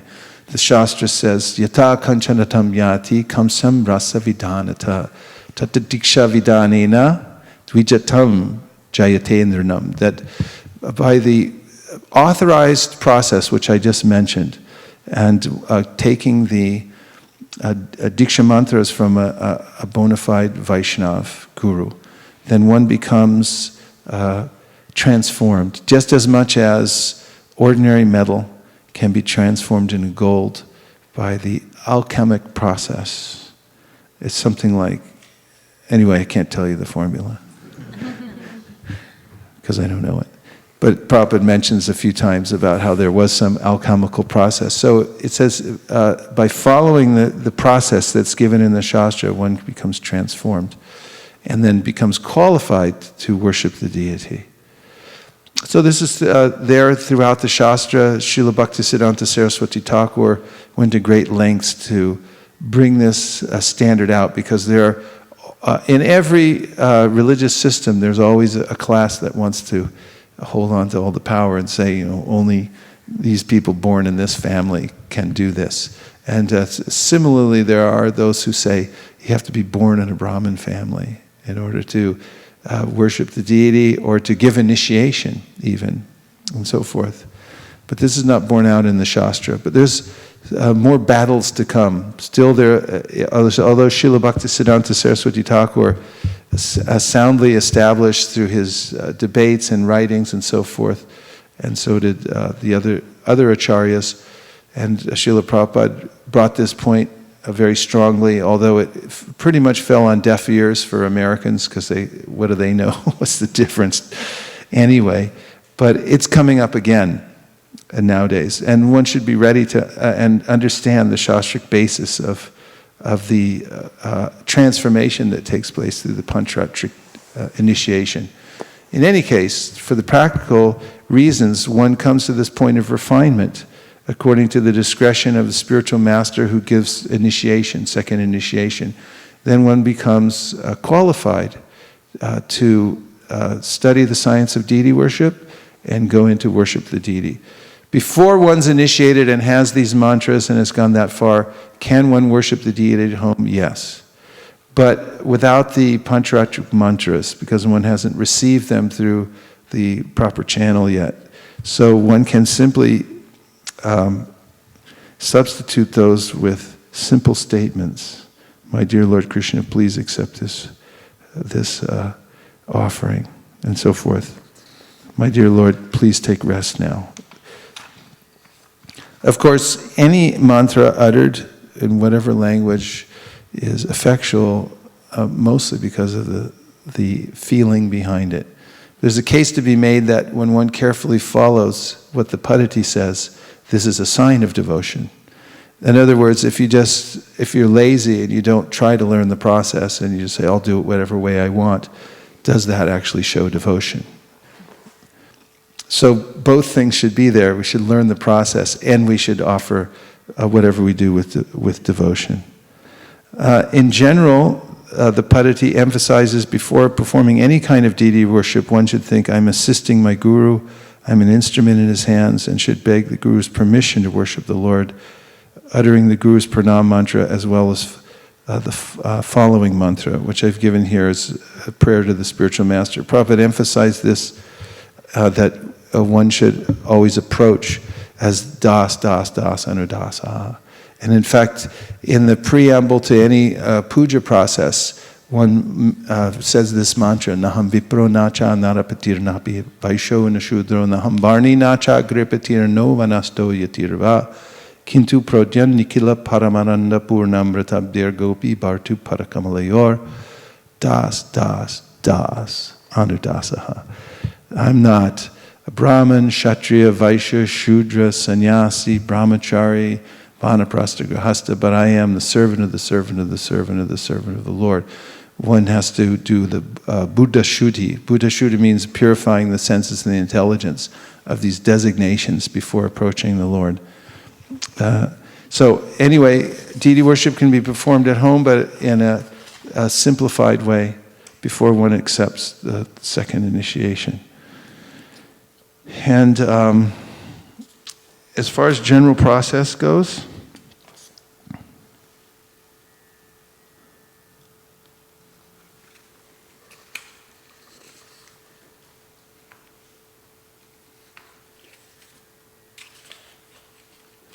a couple of main points. And what is the definition and goal of archana? How is everybody? Is temperature okay in here?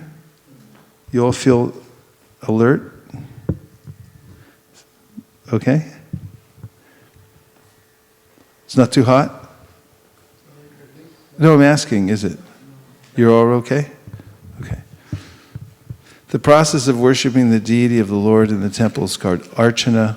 What is the ultimate goal? And what is the definition of archana? What is the goal of archana? What? Yeah, to develop love for Krishna.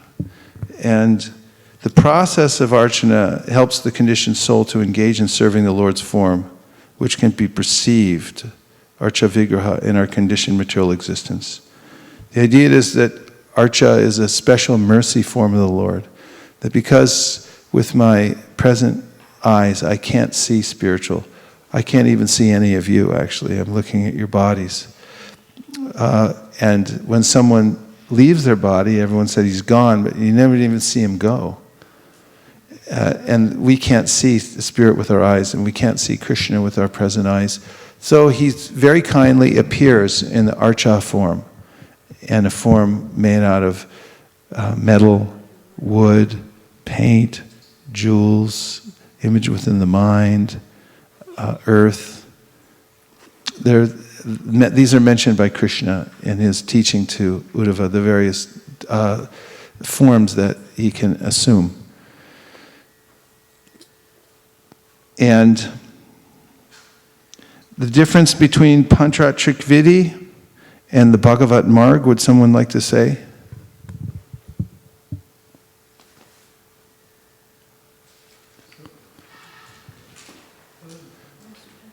Someone besides Srivas Pandit Prabhu.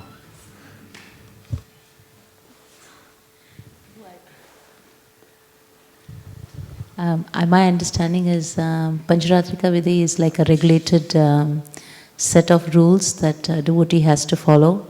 And Bhagavat Marg is when you do it in the sense of, very advanced devotee probably do this. I don't know if I'm saying it right, Prabhu. I'm just Okay, thinking. let's get some. Anybody else want to say? Yes.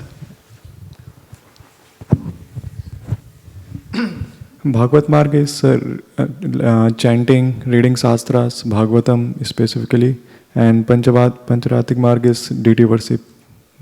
Okay. Srivas, you want to say anything more about that? The Panchratrik, Prabhupada explains, comes from, most of what we have comes from Narada Muni. There are these, actually it's kind of a direct service to the Lord, and the process for doing so is revealed by Krishna himself. I told the story recently, but it's just the Pancharatrik means 5 nights. So the history says that there's a way in which Madhu and Kaitaba, 2 demons, stole the Vedas from Brahma. Brahma had them in his mind, and when he was sleeping, they took them. And not only did the Lord kill those demons in the form of Hayagriva, but then he also spoke the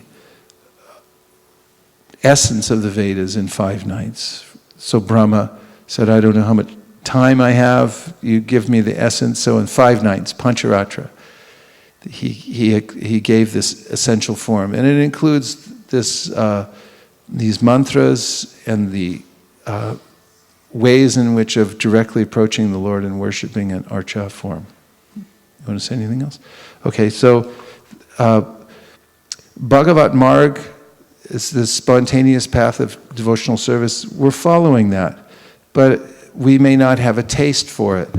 So when we do Pancharat Trik Vidhi, follow the rules and regulations of devotional service, and we do the Bhagavat Marg at the same time, chanting Hare Krishna and doing the deity worship at the same time, will instill in us a taste for both, actually. Our senses will become purified by the Pancharat Trik Vidhi. And we'll stay in the mode of goodness, and then we can continue to chant Hare Krishna without offense. Otherwise, if we chant offensively, then we can go for many, many lifetimes and not come to the end of the chanting, the end goal of the chanting. So our acharyas have recommended we do these two things simultaneously, Pancharat Trik Vidhi and Bhagavat Marg. Okay, so just as a sample,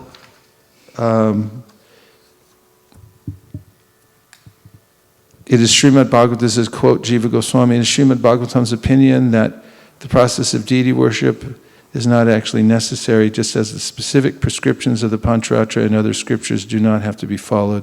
The Bhagavatam enjoins that even without practicing deity worship, one can achieve the complete success of human life by any of the other devotional processes, simply offering oneself at the Lord's feet for his protection. Nonetheless, Vaishnavas following the path of Sri Narada and his ancestors endeavor to establish a personal relationship with the Lord by receiving the grace of a bona fide spiritual master through initiation.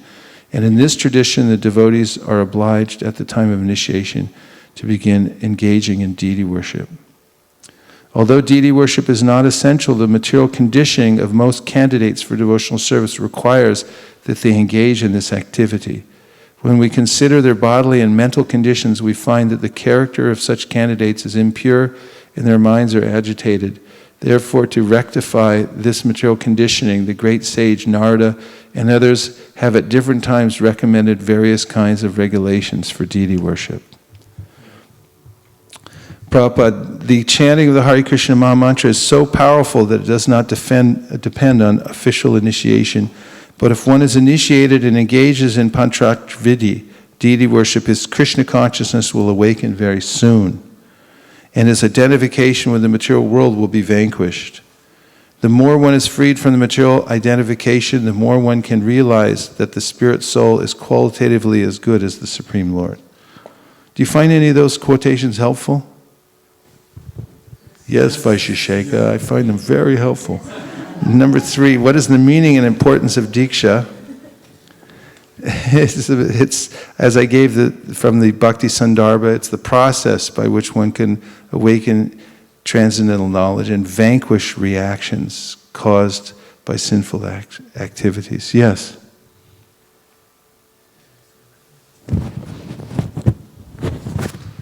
Hare Krishna Prabhu. I had a question about a second initiation. So I want to ask first, is in Kali Yuga Harinam initiation enough? If we are sincerely following that to go back to Godhead? Yes, it is enough. Bhaktivinoda Thakur says, and so does the Shastra.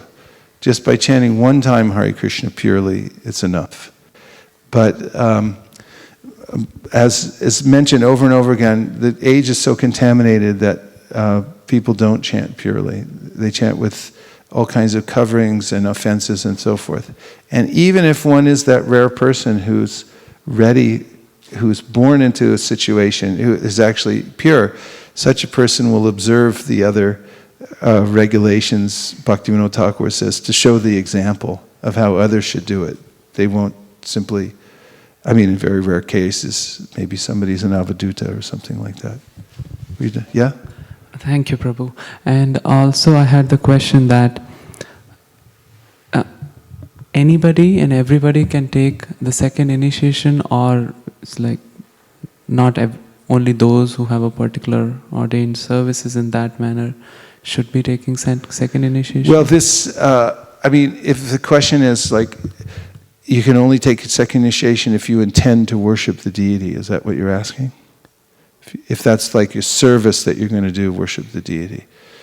I mean, some people in ISKCON say that. They say, only you should take initiation, but I didn't see Prabhupada checking on that so much. Are you going to do deity worship? He gave second initiation to book distributors and everybody else. But the emphasis is there that one should do some deity worship.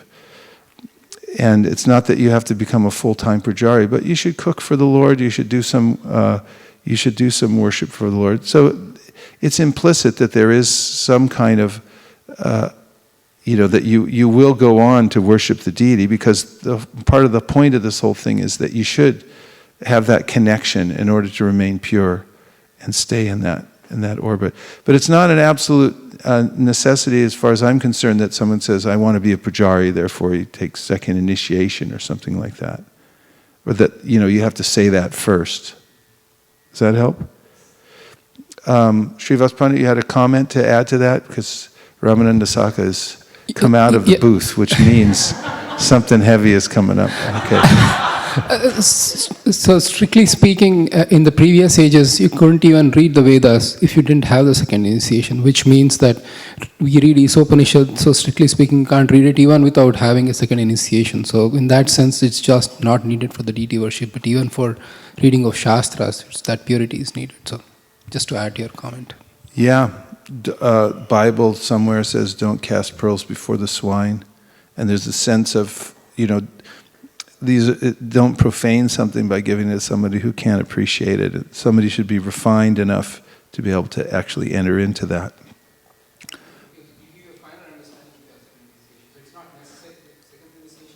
Is a prerequisite to so many things. You got to things. start over because everyone can't hear you. So the point is that second initiation is a prerequisite to so many things, not just the deity worship in a strict sense. So yes, thank you. That helps. Okay, Ramananda Saka Prabhu. I have two questions. One is that in one of your classes you mentioned that if a Vaishnava comes in during the process of deity worship, if when one is doing a deity worship, doing the deity worship, he can temporarily put the deity worship on hold to receive the Vaishnava, and then can continue the deity worship. Does that apply to home worship only, or for the temple worship also? It can apply to temple worship, but one should use it with great discretion.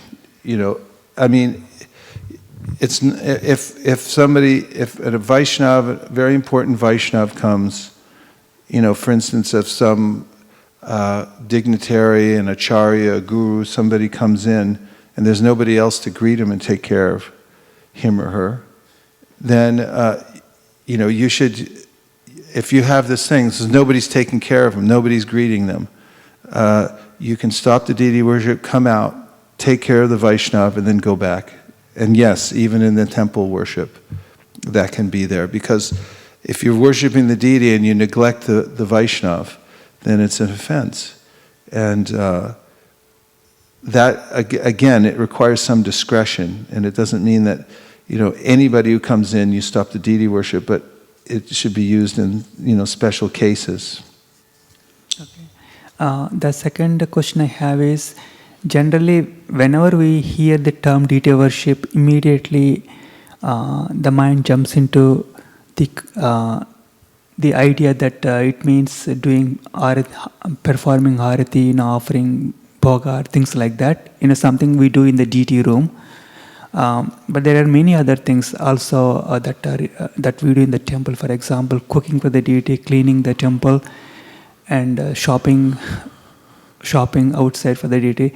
So everything is considered as a deity worship, right? Everything is included in the deity worship. Is that correct? Yeah, and I'll talk about that in a minute. Okay. There are 5 different aspects which are actually contained within the process of deity worship. And yes, shopping would be one of them. It means collecting the items that are going to be used in the worship, right? Okay. But then, because some of these things can be done by anyone, like they don't need to take even Brahmin initiation or even initiated at all. And for example, doing the cleaning.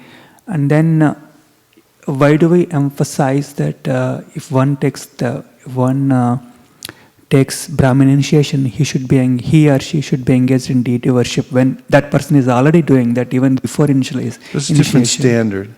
You know, when you come closer to the Lord, there's more expected of you. You should be more refined. Your habits should be impeccable, and so forth, because you're touching the body of the Lord, and it's important. So there are certain things that one can do on the outside that support the deity worship that may not require that yet. Like anybody can sweep the floor, but we consider it a kind of deity worship because the whole temple itself is the deity. And just the awareness that I'm coming to a temple, I'm ringing the bell, I'm offering obeisances, I'm not sitting with my back to the deity and things like that. This is also contained within the archon process because the archon is going on and we're participating by coming to see the deity and so forth. But, you know, there are different standards because of one's proximity to the Lord. There'll be more responsibility for those who come close. It's common sense, you know, that when you get closer to the deity, that there's perfect, more perfect, most perfect. There are varieties even within the absolute, as we know. Does that help? Okay. So,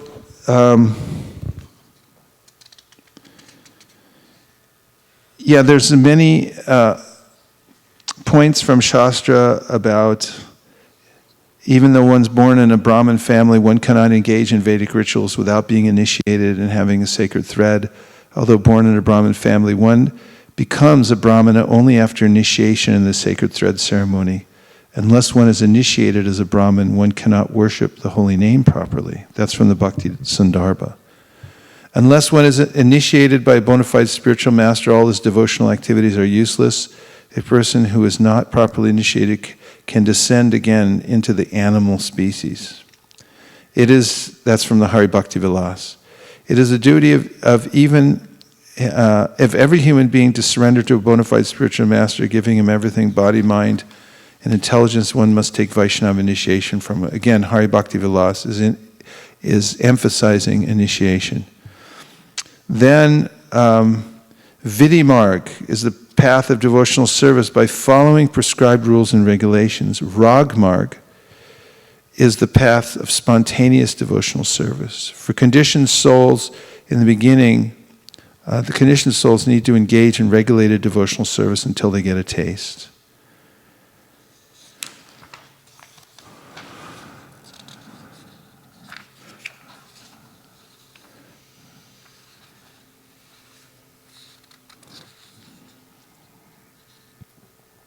So Panchanga Puja, the 5 different parts of devotional service. Here's something that will give you something to think about. So the Panchanga Puja process of various processes in worshiping the deity. 5 parts. And there's an acronym that I made up. AUYIS. All you yield is sweet. Panchanga is the actual process, or various official processes and steps involved while performing deity worship. There are 5 parts, Panchanga, easily remembered by all you yield is sweet. And you is spelled like you would an abbreviation in a text message. Just a U. All you yield is sweet. So what is it? And what are the letters? Okay. So the first one is called Abhigamana. And this has to do with a process of everything you do from the time you wake up. And this is actually really nice because the Shastra gives all these ways that overcome bad dreams, to reboot the software to get, because you're not the same person you were last night. You wake up and there's so many things. It's the nature of the material world. It's constant until the finish line. You got to keep doing these things. But it's very nice. There are all kinds of prayers you can do when you wake up in the morning, standard prayers. And I've listed some of them here that are on the website, Fan the Spark. You can download it. But saying your spiritual master's pranam mantra, then you can also, there's a mantra, O Vishnu, O Ishan, O Hrishikesh, you have awakened me, and now I am ready to do whatever you wish today. From the Vishnu Dharmotara, I quoted in the Hari Bhakti Vilas. These are samples of prayers that you can say when you wake up. And then also a prayer to Mother Earth before you step out of bed. And so, O Mother Earth, I offer my humble obeisances unto you, who are the wife of Lord Vishnu and the residents of all the oceans, and who are decorated with mountains. Please forgive me for stepping on your surface. And then you put your right foot down first, very consciously, stepping onto the earth. And then there's this beautiful verse, Jayati Jananivaso Devaki Janmavado, which you can learn, which describes this very personal description of Lord Krishna, his relationships, his smiling face, and so forth. Yeah. Do we have all these mantras and the details in Fan the Spark? Yeah, you can download this document that I'm holding in my hand. Try to put it up there this morning. And so, a few mantras like that. As I said, you can get a whole book of mantras this thick. And saying with, get out of bed, There's a lot of mantras. You can go mantra crazy. But it is a very sweet process to pick a few and get in a regulation of doing it, because then when you wake up, it's not just like rolling out of bed and turning on CNN. See who just got killed. You start very consciously, and this is part of the Panchatraik Vidhi. You boot up in the right way every morning. Start, and then that's the Shastra, the Hari Bhakti Vilas, which was ordered by Chaitanya Mahaprabhu to Sanatana Goswami, talks about bathing and dressing. And, there's protocol for that, bathing and dressing, how you, the personal hygiene, how you take care of your body. You should get in a routine, that you get up and you do in a certain way to take care of your body. And there's some details you can read. I'm not going to go into them right now. Also, it includes the purification of the body besides, evacuation and taking bath. Then also one should do Achman. Achman's very nice. If you have it set up, like any Brahmin Vaishnav, you'll notice they travel. When they set down all their things in the new place, they set a little corner of the room where they're going to do their achmana and put on their tilak. And you should have a little bag where you carry a little ball of tilak, and you have a mirror, a little tiny mirror, and then you have an achman cup and maybe a little water pot. It's going to be small, simple, simplify it, but then keep it in a little bag, and when you go somewhere, set it up. And that way you take your bath and you come and you sit down, you do your achmana, and then you put on your tilak. And these should feel like automatic.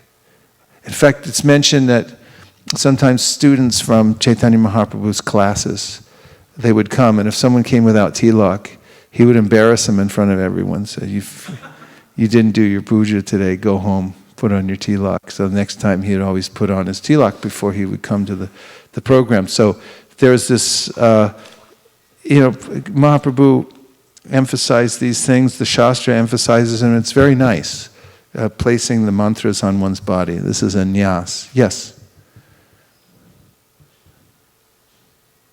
Manjula Kanta Devi Dasi. So this Devi at the end of Manjula Kanta, someone might say, or there are a couple questions came up. It's the name of Krishna, so how can you call it Devi? But Devi is an adjective of Dasi.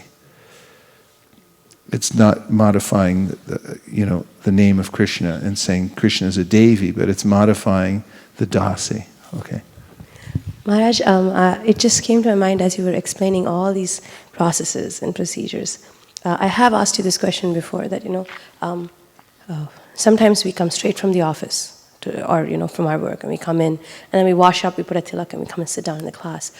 We are not at the level where Sanatana Goswami was. We slip step by step by step, and it's going to get worse as Kali progresses. Our degradation progresses too. I want to remember what you said. How is it that we can how is it that though we are lower and lower on the steps of the ladder, how is it that we can get all the way up there? What is that thing that gives us hope? Oh, the holy name.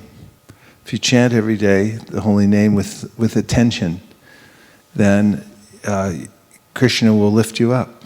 And we see it over and over again. Those who take a steady approach to this, they'll start with 2 rounds, then 4 rounds, and then Yasyasti Bhaktir Bhagavatiya Kinchana Sarvar Gunas Tatra Samasate Sura Harava Bhaktasya Kuto Mahadguna Manoratena Sati Davato Bihi 5.18.12.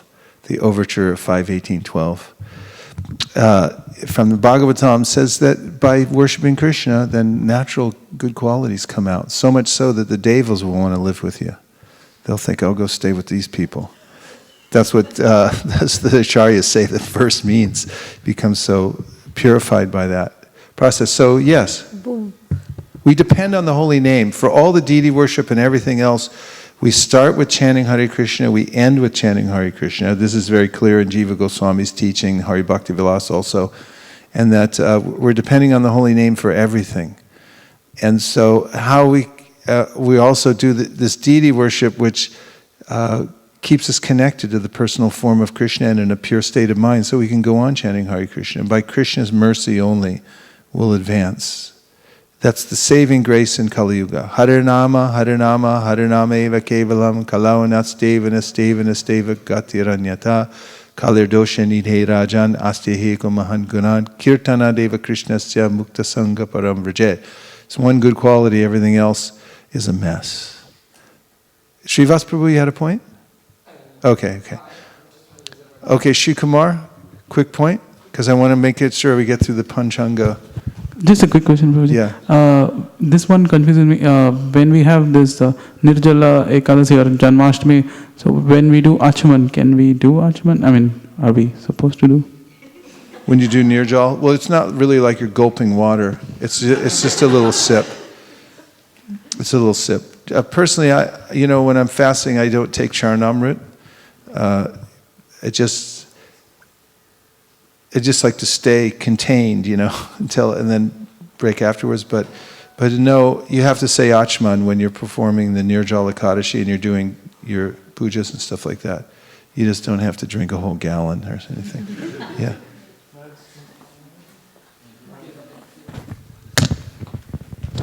Quickly want to check, so you mentioned we are doing Pancharatrik because it is supporting holy name, and again now it's like we can perfect our Pancharatrik by chanting holy names. So it's like both are interrelated. Yes, they're interrelated. Yes. Okay, so in the Panchanga, I was mentioning that these 5 processes. So the first one is Abhigamana, which is waking up, chanting specific prayers, cleaning the mouth, taking bath, etc. And those you can look at carefully and get yourself into a regimen, how you keep clean at these various things. And the next one in the AUYIS, all you yield is sweet, is Upadan, which means gathering the articles for worship. And this means that there are certain things you need to worship the deity. Even if you're doing very simple worship, you should have everything clean and nice. Dedicated paraphernalia that's for the deity, that you use for that. If you eat out of something, you shouldn't use it for the deity and things like that. They should have their own separate section in your house, cupboard, not house, wing, but separate section for the paraphernalia for the Lord. And gathering together all these things means, when you go to Vrindavan or anywhere else, you might need some little things for your deity or for the deity in the temple. And this is a preoccupation. Some people, that's what they do full time, is they acquire the paraphernalia for the deity. And this is a part of the deity worship, going shopping for the Lord, picking out a new flute, getting the clothes made. There's great lengths that devotees go to have the clothes designed for the Lord and so forth. Some people make the clothes. And then there's gathering flowers every day. Going out to get flowers for the Lord. It's very nice. My neighbors see me every day coming out in the morning with my dhoti on, picking flowers in the front of the yard. I don't see anybody else doing that on my block. They just let the flowers, they just look at them, and nowadays they make these gardens that don't have flowers so much because it's hard to take care of. But part of our it's really ecstatic going out and collecting flowers and tulsi every day and getting it all together as much as you can according to the season, and any other seasonable fruits you can also, and vegetables, you can bring them out. This is all part of this collection process called upadan, getting the paraphernalia together. Frankly, it takes much longer to do all this than it does to actually perform the puja. It's setting up, it's putting everything together, and of course you get regimented and you know where everything is, and it becomes sort of an automatic unfolding process. But this is very nice because it brings you back every day, if you're doing this process, even if it's simple, to, oh right, I'm a devotee. And because the mind wants to go on to some profit in the material world, but if you come back to this very simple level, it's like, oh, look at all these little cups. What are these for? And they're for the pleasure of the Lord's senses. And in the material world, it's like everyone wants for their own senses. Like, am I making progress? Am I making money here? It's like, why should I do this? When you're collecting all these making all these little nice things for the Lord, like ghee wicks. I mean, where do you ever see ghee lamps and things like that, and fans and all? These are for Krishna. These very rare things. You had a question? Okay. So upadan is number 2. And then we come to comes yoga. Yoga means the Bhuta Shuddhi prayers for sankalpa, etc., before starting the actual worship. So you clean yourself, you go collect everything, you put it together to get ready for the deity worship. And then before you start, it's part of the process of deity worship to clean one's subtle body, Bhuta Shuddhi. So there are prayers you do that with.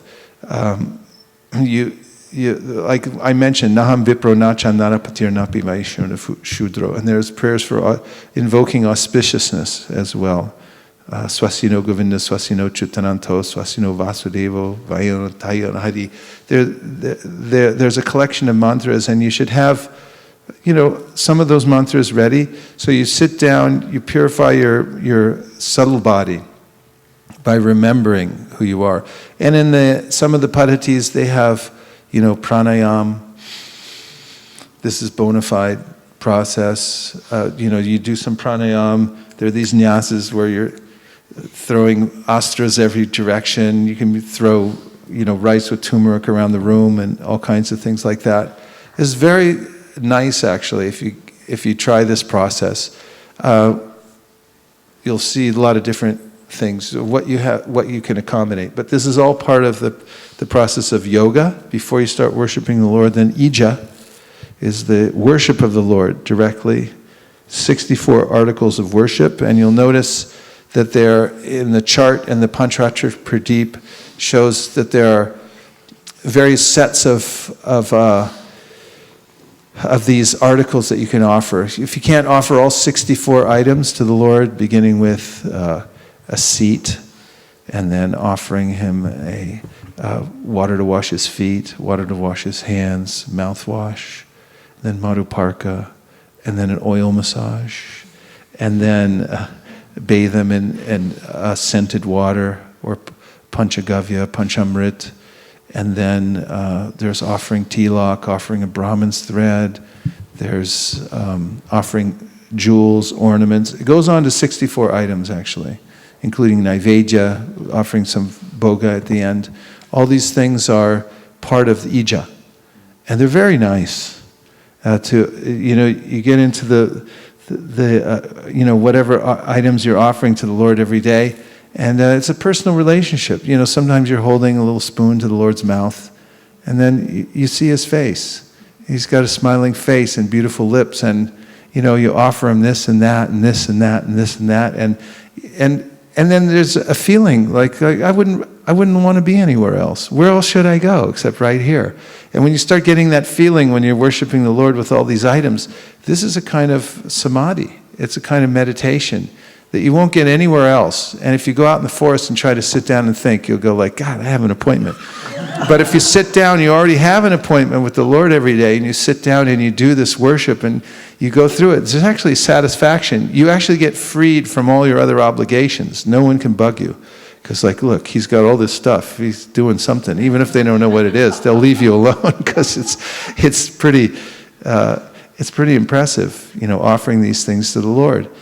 So this is ija, which is the worship of the Lord, and then comes swadhyaya, which means the cultivation of knowledge of devotional service. So this studying that we do, reading for the Lord, memorizing verses and things like this is also part of the deity worship, and it all becomes connected together with that. So one can develop skills in doing all these things in the archana process. We talked today about how there are these padditis that give all the information about how to worship the Lord. We've had many of them. There's a standard process within the temple that you can learn from talking to the devotees and getting trained up. And one should endeavor for this to make advancement in devotional service. One should learn the Shastra through Bhakti Shastra and then take one's second initiation. One should commit oneself to some kind of regular worship of the Lord, and in that way have very strong foundation in devotional life to move forward. Now we're out of time. So this is just an introductory, but to bring our attention to these processes of the process of deity worship, which is very nice, and it's an essential part, as I mentioned at the very beginning, out of the 5 items that are most important, deity worship is one. Vancha kalpatarubhascha kripasannabheva patitanam pavanebhyo vaishnavebhyo namo namaha. Now I believe, because I see the Arctic trade just came out, we're having a Guru Puja. And then what time is the meeting is supposed to start with the leaders? Well, then we should start we'll have a shorter than usual Guru Puja, and then we'll meet just after that. Where are we meeting? There's enough space for all the leaders there? Okay.